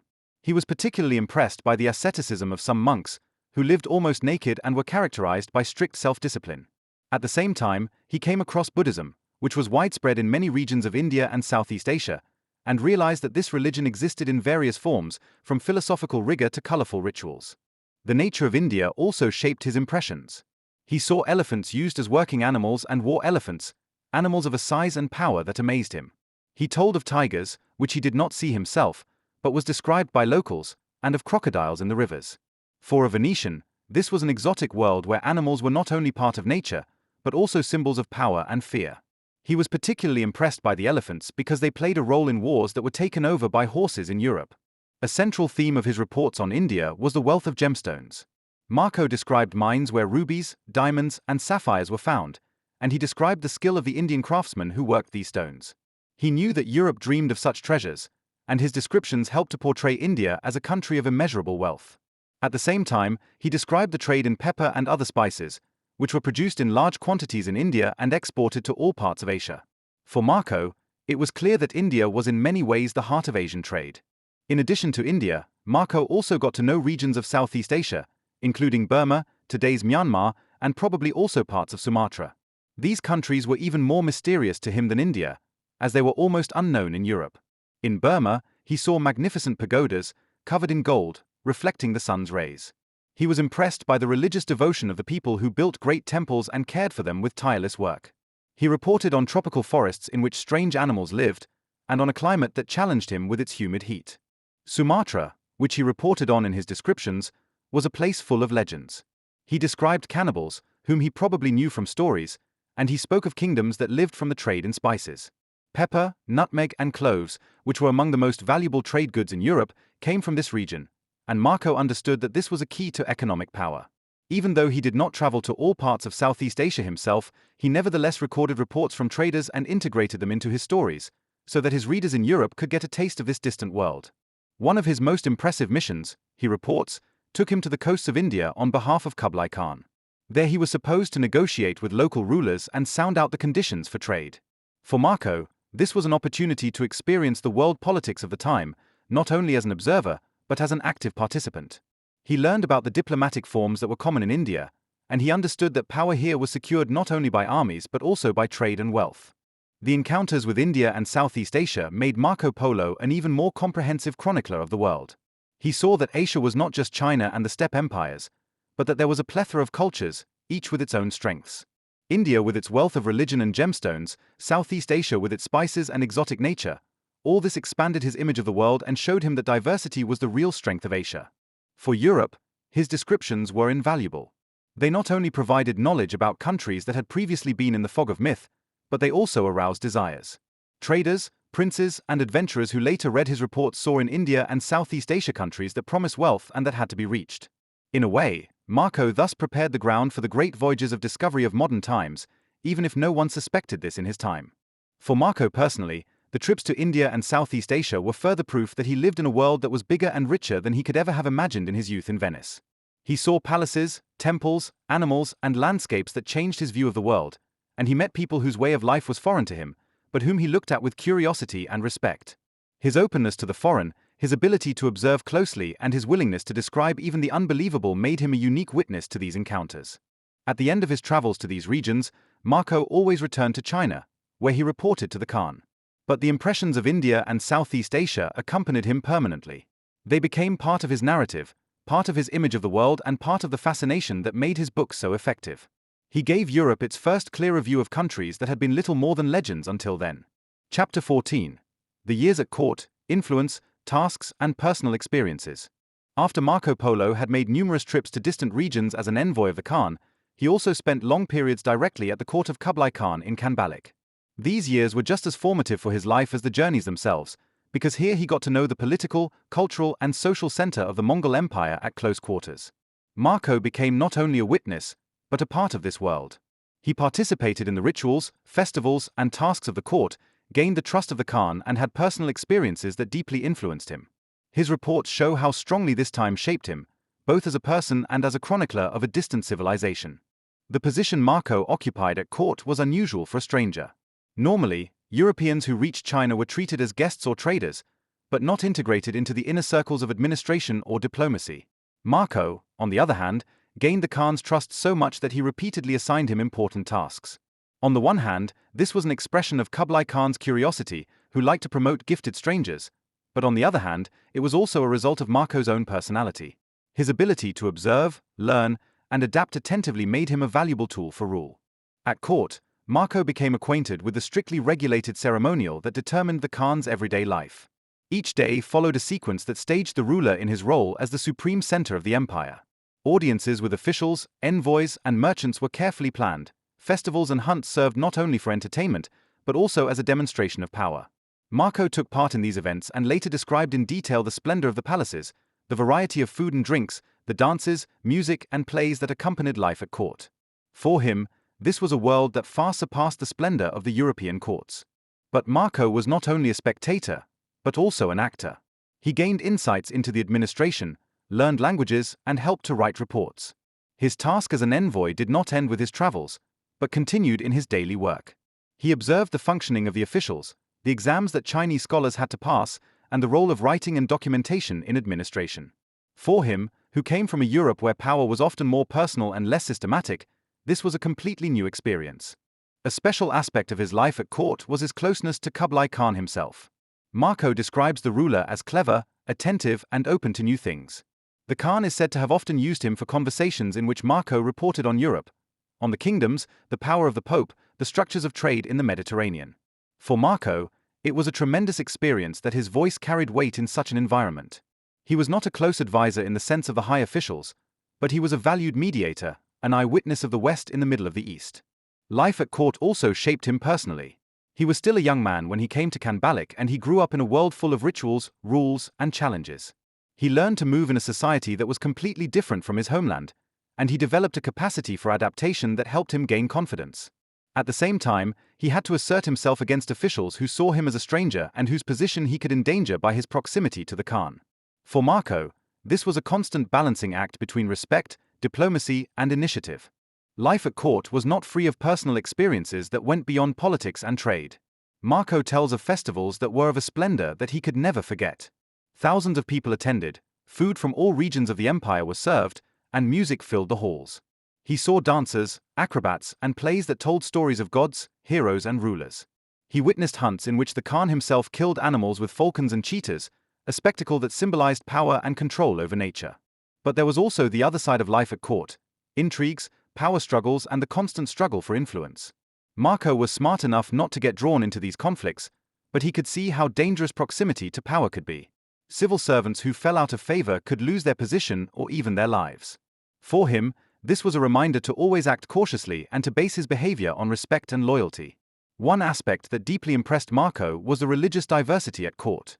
Buddhist monks, Daoist priests, Muslim scholars, and Christian missionaries were equally present. For Marco, this was not only an intellectual enrichment, but also a personal experience. He learned that people seek answers to life's questions in different ways, and he developed an attitude that was characterized by curiosity and respect. This made him an unusually open observer for his time. Marco may also have had experiences in his personal life that he only hints at in his reports. He lived at court for many years, he made friends, possibly also love affairs. He learned about the customs of Chinese society, the role of the family, the importance of ancestor worship, and the position of women. All this was foreign to him, but he perceived it with an open eye and later processed it in his descriptions. The years at the court of the Khan were a time of maturity for Marco. He developed not only his knowledge of Asia, but also his personality. He learned patience, diplomacy, and respect, he sharpened his ability to observe, and he gained an inner strength that helped him to survive even in difficult situations. For him, this was not just an episode in a distant land, but a period of his life that changed him forever. As a stranger at the center of the world's greatest empire at the time, Marco Polo was a unique witness.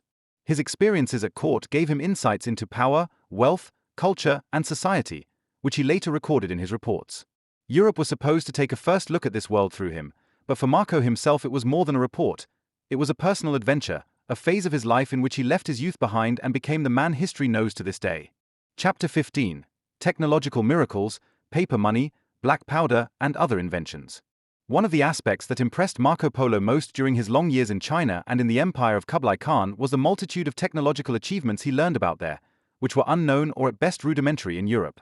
His descriptions of these miracles caused incredulous amazement, often even ridicule, in Europe after his return. But what he had seen was real, and many of the things he described would change the world centuries later. Paper money, gunpowder, the use of coal, printing, and numerous other inventions were proof to Marco that he lived in a civilization that was ahead of Europe in many ways. Particularly noteworthy is the paper money, which Marco described with great accuracy. While coins made of silver, gold, or copper were the only means of payment in Europe and trade depended heavily on the availability of these metals, the Chinese had long since developed a system that facilitated the circulation of money. Marco described how paper money was produced in state workshops. Paper extracted from the bark of the mulberry tree was provided with official seals, printed in various values and then put into circulation. He was fascinated by the fact that this money was accepted everywhere in the empire, from the big cities to the most remote villages.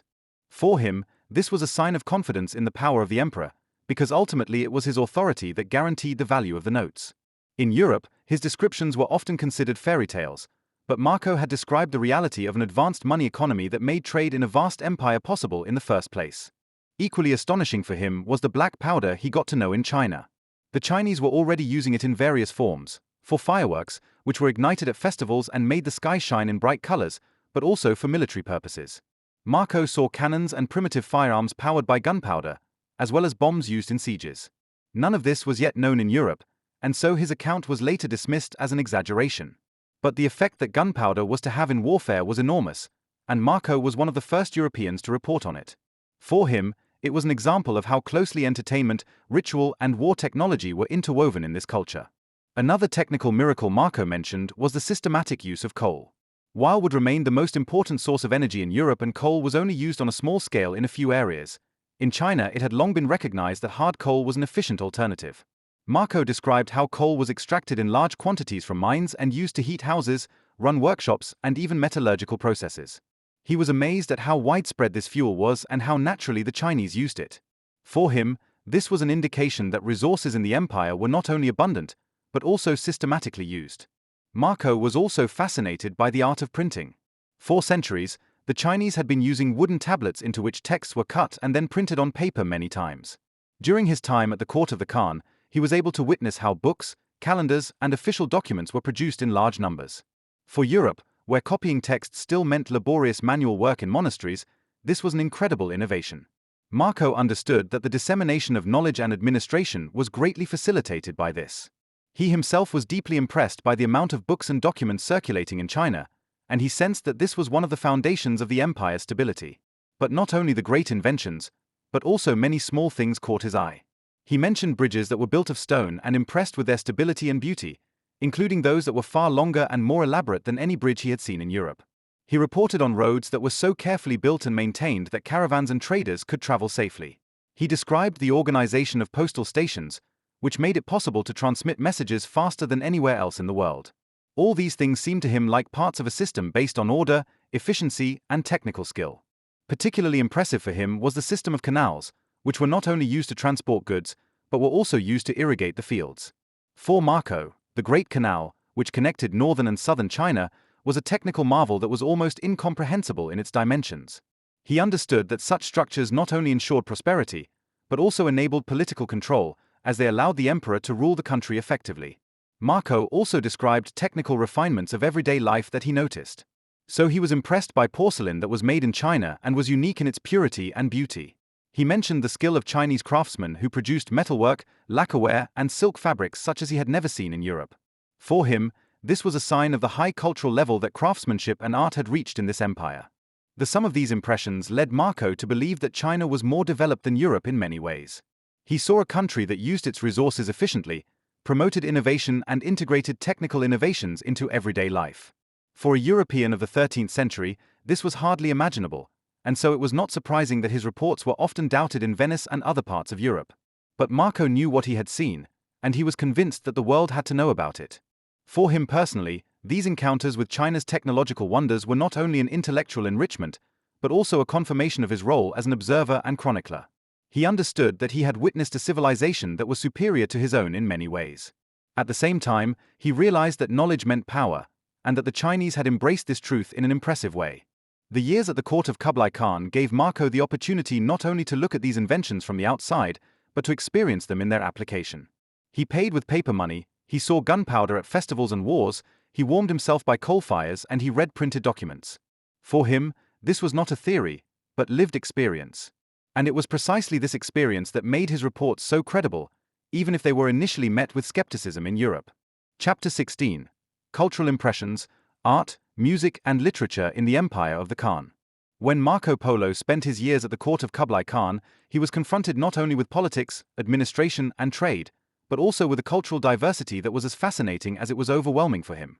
China, the heart of the empire, had been a country with a rich tradition in art, music and literature for centuries, and under the rule of the Khan, this culture continued to flourish, even if it was now shaped by the influences of the Mongols.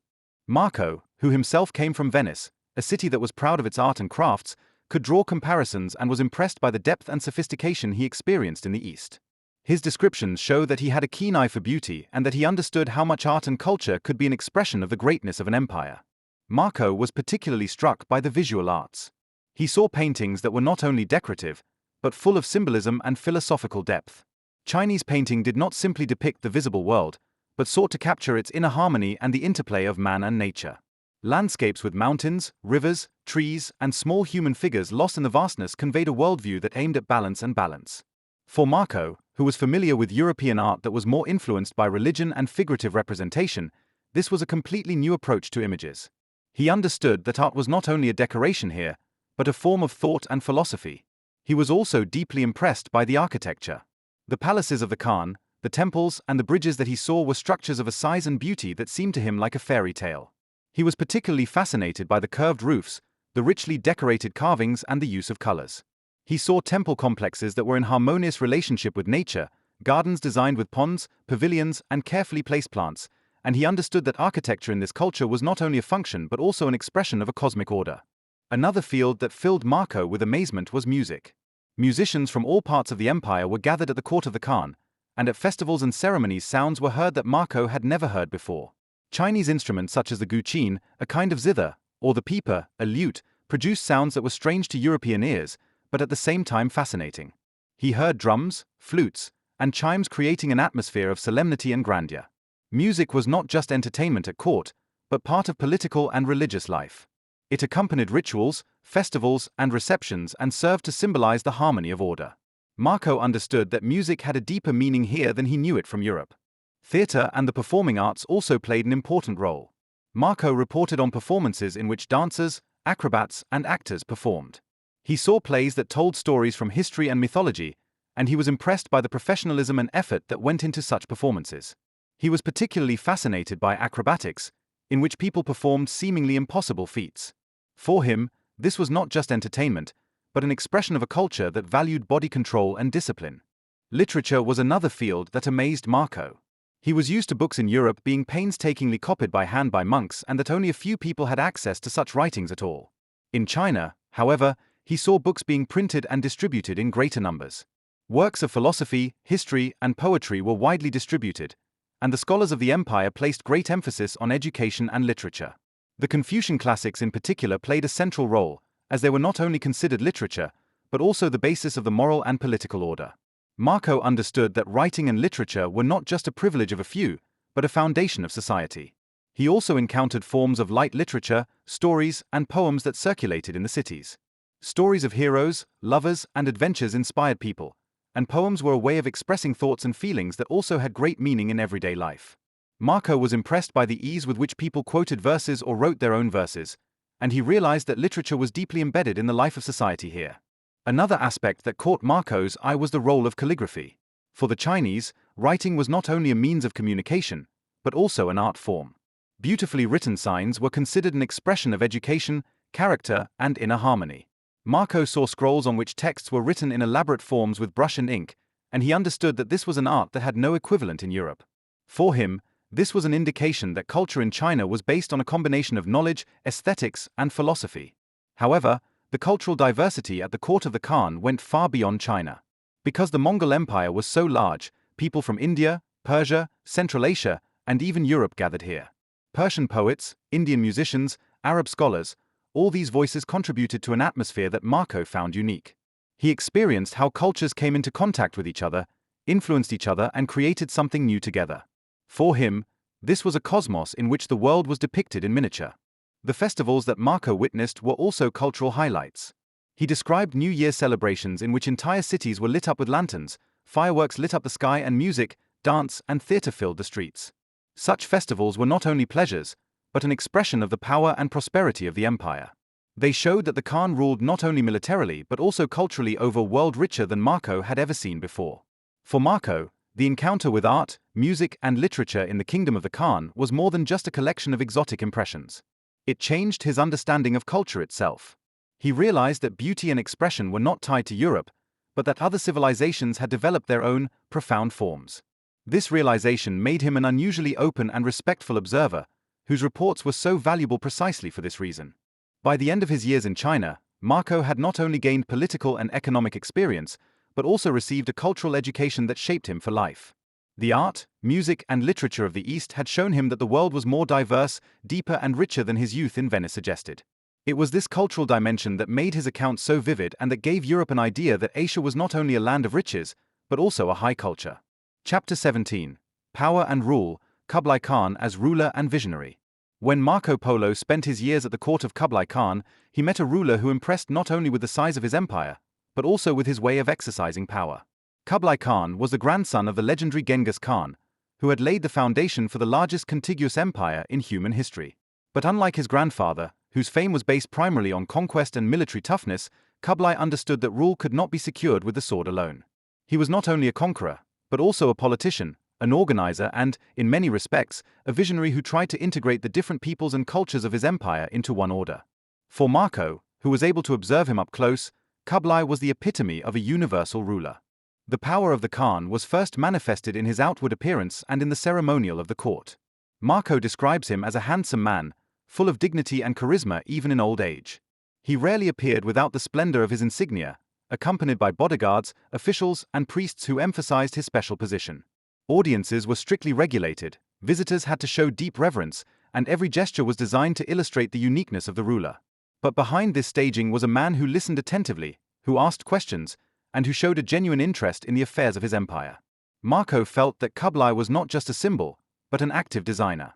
A significant part of Kublai's rule was his ability to integrate different cultures. The Mongol Empire spanned countries with very different traditions: China with its millennia-old culture, Persia with its Islamic scholarship, Russia with its steppe peoples, India with its religions and riches. Kublai understood that he could only hold this empire if he used not only violence, but also diplomacy, administration, and tolerance. He left local rulers in their positions as long as they swore allegiance to him, and he promoted scholars, officials, and merchants who contributed to the welfare of the empire regardless of their origin. His political skills were particularly evident in China. After founding the Yuan dynasty and establishing himself as emperor, he adopted many elements of Chinese administration. He realized that the Confucian tradition of civil service examination and scholarship provided a stable foundation for rule.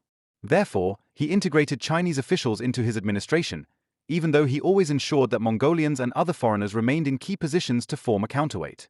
For Marco, this was proof of the Khan's cleverness. He knew that existing systems had not to be destroyed, but used to secure rule. Another aspect of his power was the promotion of trade and infrastructure. Kublai understood that prosperity was the basis of political stability. Therefore, he had roads and canals built, post stations set up, and markets monitored. Under his rule, trade between East and West flourished, and the famous Silk Road became safer and more efficient. Marco Polo himself was a beneficiary of this policy, because without the Pax Mongolica, the Mongolian peace order, his trip would hardly have been possible. For him, Kublai Khan was the guarantor of this stability, a ruler who consciously invested in the future. Kublai also treated religion with political calculation. He himself was inclined towards Buddhism, but he also promoted other faiths. Buddhist monasteries received support, but Muslim scholars, Daoist priests, and Christian missionaries also found space at his court. Marco reports on theological debates in which representatives of different religions presented their views while the Khan listened attentively. For him, religion was less a matter of personal faith than an instrument to gain loyalty and hold his kingdom together. This attitude distinguished him greatly from the European rulers of his time, who often used religion as an absolute instrument of rule and brutally fought deviations.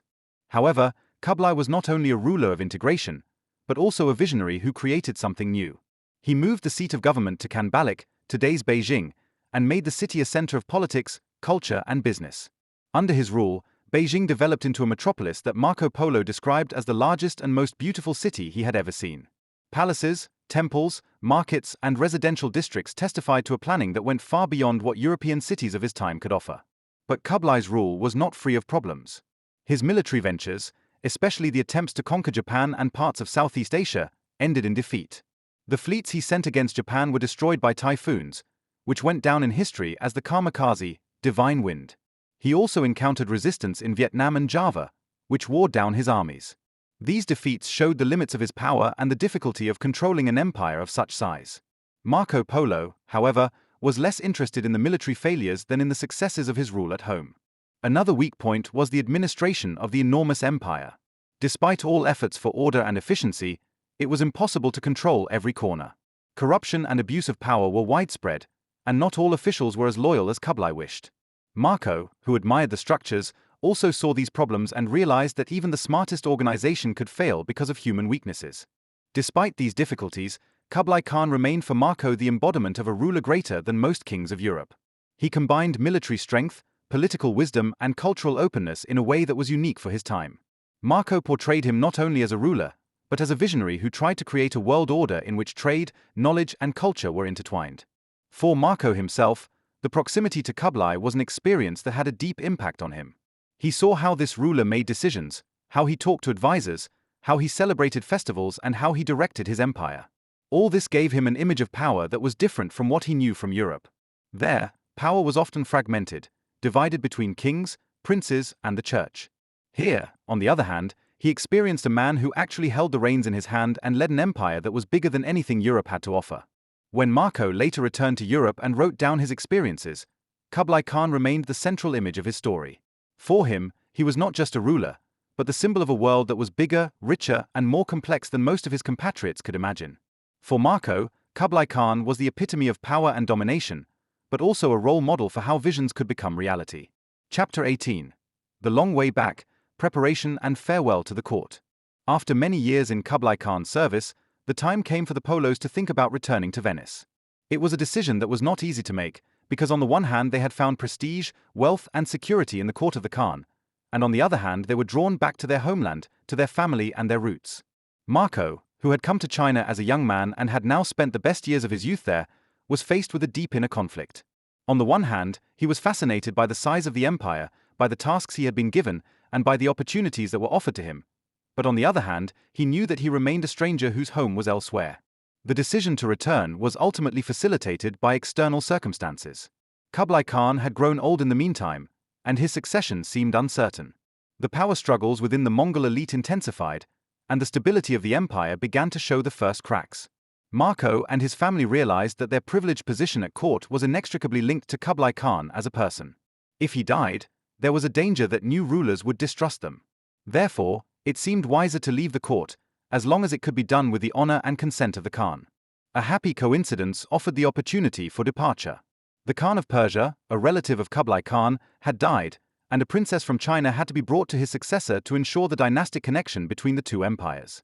Such a mission required experienced travelers who enjoyed confidence and could master the long, dangerous journey. Kublai saw in the Polos the ideal companions of this journey, and so they were given the task of escorting the princess to Persia. This not only gave them permission to return, but also an official mission that gave them protection and prestige. The preparations for the return journey were enormous. It was necessary to equip a fleet of ships, to procure provisions for many months, and to organize the escort of the princess. Marco later describes that the fleet consisted of numerous large ships, equipped with sails and oars and offering space for several hundred people. These ships were another technical marvel that made a deep impression on him. They were larger and more stable than anything he knew from Europe, and they showed him that seafaring in the East was at a high level. Saying goodbye to the Khan's court was a moment of melancholy and gratitude for Marco and his family. They had spent almost 2 decades in its service, fulfilling tasks, traveling and gaining insights into a world that had remained hidden from Europe. Marco was honored to have lived so close to this ruler, and he knew he had witnessed an era that was unique. At the same time, he felt that it was time to move on. He was no longer a teenager, but a man who wanted to return to his homeland to share his experiences and start a new life. The departure itself was full of emotions. At court, there was a mixture of admiration and skepticism.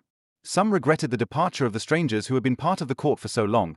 Others perhaps saw it as a relief, since the proximity of the Polos to the Khan had been a thorn in the side of many officials. Marco himself said goodbye to friends, to places that had become familiar to him, and to a life that had shaped him. He knew that he would probably never return to this court. The journey began by sea. From the ports of southern China, the Polos set sail with the fleet, accompanied by the princess and her entourage. It was a journey full of dangers that would take them across the Indian Ocean. Marco describes how the ships were loaded with goods, precious fabrics, precious stones, and exotic goods, which added to the value of this expedition. The seafaring was arduous, diseases broke out, and many of the people on board did not survive the journey. The princess was also in constant danger, but the Polos fulfilled their task of bringing her safely to Persia. On this journey to the west, Marco again had experiences that expanded his picture of the world. He saw islands such as Sumatra, Java, and Ceylon. He came into contact with cultures that had previously been unknown to him, and he heard about countries such as Madagascar and Zanzibar, whose exotic names were hardly known in Europe. Although he did not travel to all of these places himself, he did record reports from merchants and sailors, which he later incorporated into his work. In doing so, he not only broadened his own horizons, but also those of Europe. When the fleet finally reached Persia, the mission was accomplished. The princess was handed over to her new husband, and the Polos could now finally start their journey home to Venice. They had not only fulfilled their task, but also strengthened their position by acting as worthy companions of an imperial mission.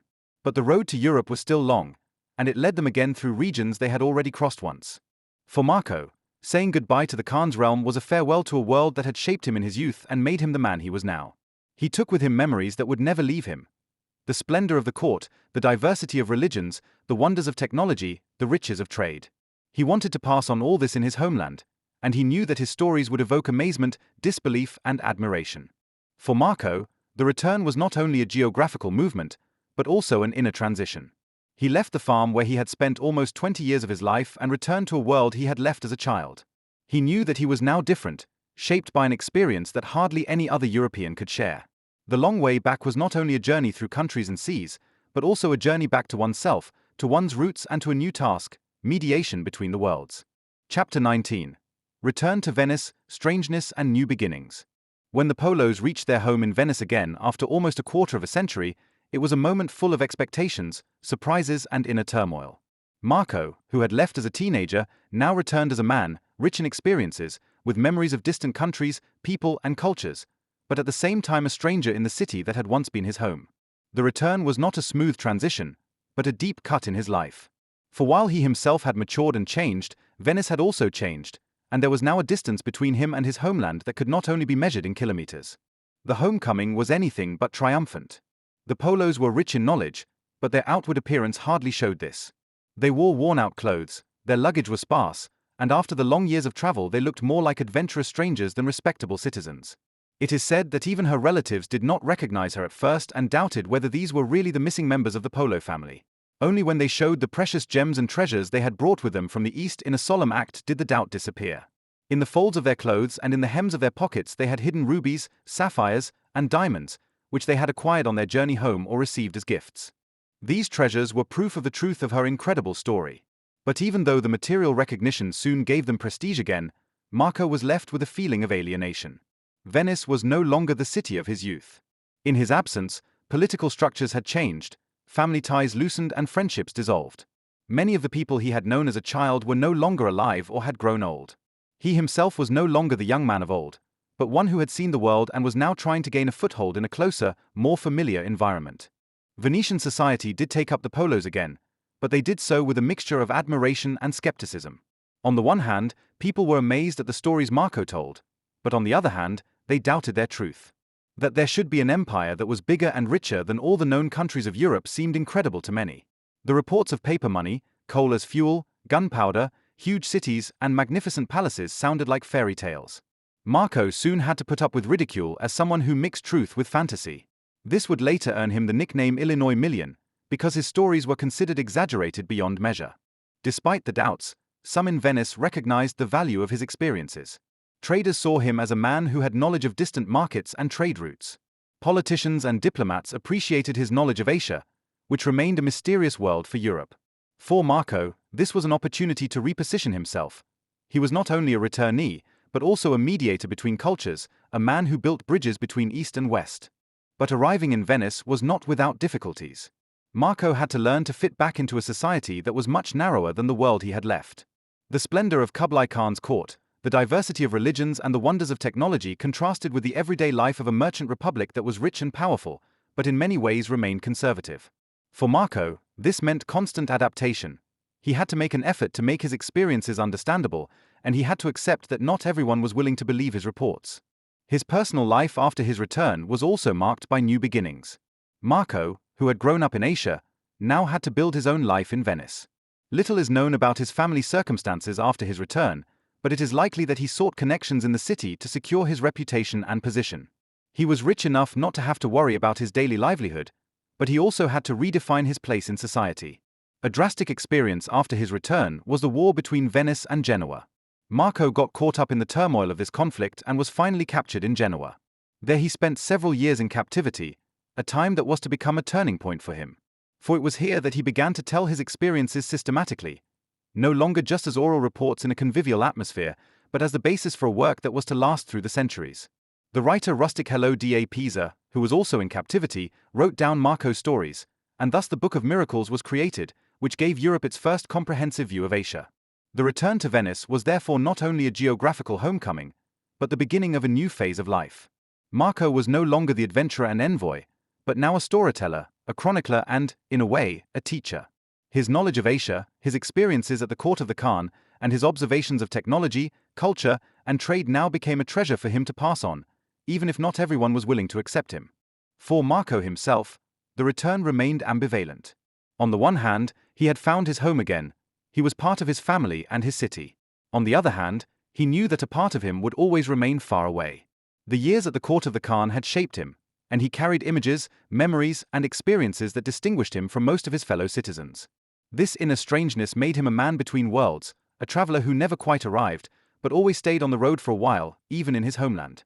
So the return to Venice was not the end of his story, but the beginning of a new one. Marco had to assert himself in a society that could hardly comprehend his experiences. He had to learn to deal with skepticism and ridicule, and he found his way by putting his experiences into words, creating a treasure that went far beyond his own life. His return was the starting point for the work that would make his name immortal. Chapter 20. The Book of Miracles, Origin and History of Impact. After the return of the Polos to Venice and Marco's later imprisonment in Genoa, the story of their lives took a new turn. Because it was in this captivity that Marco began to put into words all the memories, impressions, and observations of his long years in Asia. These stories were written down by his fellow prisoner Rustic Hello da Pisa, a writer who had previously written chivalric novels. The result was a work that became known under different titles: Illinois Million, The Book of Miracles, or The Travels of Marco Polo. It was a text that changed Europe's idea of the world like no other and made Marco himself immortal. From the very beginning, the creation of this work was an interplay between Marco's experiences and Rustichello's literary design. Marco provided the content, the reports about countries, people, cities, religions, animals, and treasures that he had seen or learned from other travelers. Rustic Hello formed a text from this that corresponded to the taste of the time. Exciting, rich in detail and in a tone that fluctuated between sober description and narrative embellishment. This alone was one reason why many readers later doubted whether the stories were really true. The mixture of objective observation and literary fantasy made the book a work that stood between a travelogue and an adventure novel. In terms of content, the Book of Miracles was a panorama of Asia. Marco described the splendor of the court of Kublai Khan, the size of cities such as Khanbaliq and Hangzhou, the wonders of India, the diversity of Southeast Asia and the technical superiority of China. He described paper money, coal, gunpowder, porcelain, and silk. He told of huge markets, magnificent temples, and exotic animals such as elephants, crocodiles, and even unicorns, a term he probably used for rhinos. He told of cannibals on islands, of gemstone mines, and of peoples with strange customs. It all added up to a picture of a world that was beyond imagination for most Europeans of his time. The impact of the book was enormous, albeit contradictory. On the one hand, it fascinated readers deeply. Never before had anyone drawn such a comprehensive and detailed picture of Asia. It was as if a door opened to a new world, rich in wonders, riches, and possibilities. On the other hand, it also triggered skepticism. Many considered Marco to be a fantasist who exaggerated his stories or invented them freely. His nickname Illinois Million was not only associated with the title of the book, but also with the idea that he told millions of lies. But regardless of the question of truth, the book had a history of impact that reached into modern times. Merchants and sailors read it to get information about distant lands. Scholars studied it to expand their view of the world. For many, it was the first work to describe Asia not as a mythical land full of legends, but as a real, complex civilization. Even if Marco exaggerated some things or reproduced them secondhand, the basic tendency of his work was revolutionary. It showed that the world was bigger, more diverse, and richer than anyone in Europe suspected. A particularly famous reader of the book was Christopher Columbus.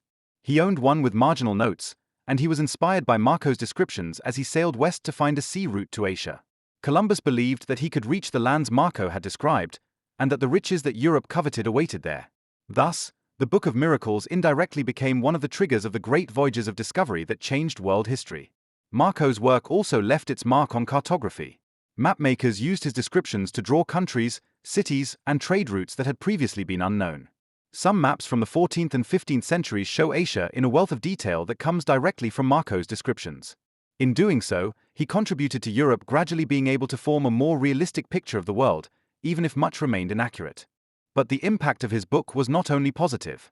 Critics accused him of not mentioning essential things, such as the Great Wall of China. Others doubted that he had actually lived in Asia for so long. Some suspected that he had learned a lot from dealers and merely presented it as if he had seen it himself. This criticism accompanied his work for centuries, and even today historians debate how much of it is authentic observation and how much of it is embellishment. But even if you put many things into perspective, it remains undeniable that Marco brought a unique image of Asia to the European world. For Marco himself, the book was a means of preserving and passing on his experiences. He knew that his experiences in Venice and Europe were often met with disbelief, and he had to learn to live with them. But by having his stories written down, he created a body of work that lasted beyond his personal fate. He became not only a traveler, but also a storyteller whose words lasted for centuries. The Book of Miracles quickly spread in many copies. Since it was created at a time when the printing industry did not yet exist in Europe, it was copied by hand, and so numerous versions were created, which differed in details. Some were shorter, some longer, some emphasized certain aspects more than others. This diversity contributed to the fact that the work found a wide readership, even if it was available in different forms. In retrospect, the Book of Miracles is less to be seen as a sober travelogue than as a literary and cultural document. It reflects Europe's fascination with the foreign, the need for knowledge and the longing for wealth and adventure. At the same time, it is a mirror of Marco's personality, a man who went through the world with his eyes open, who was willing to accept amazement and disbelief, and who tried to put the incomprehensible into words. His history of influence continues to this day. The work not only inspired explorers such as Columbus, but also shaped the European idea of Asia for centuries. It shows how a single person could influence the course of world history through observation, storytelling, and the courage to describe the foreign. Marco Polo, who began as a traveler and ended up as a narrator, became a legend through this book, whose name is still synonymous with adventure, distance, and discovery. So the Book of Miracles was the crowning glory of his long journey. He turned his personal experiences into a legacy for the world. Even if doubts remained, even if criticism did not fall silent, it was clear that Marco had left Europe a treasure, not in the form of gold or precious stones, but in the form of knowledge, stories, and images that broadened the horizons of an entire epoch.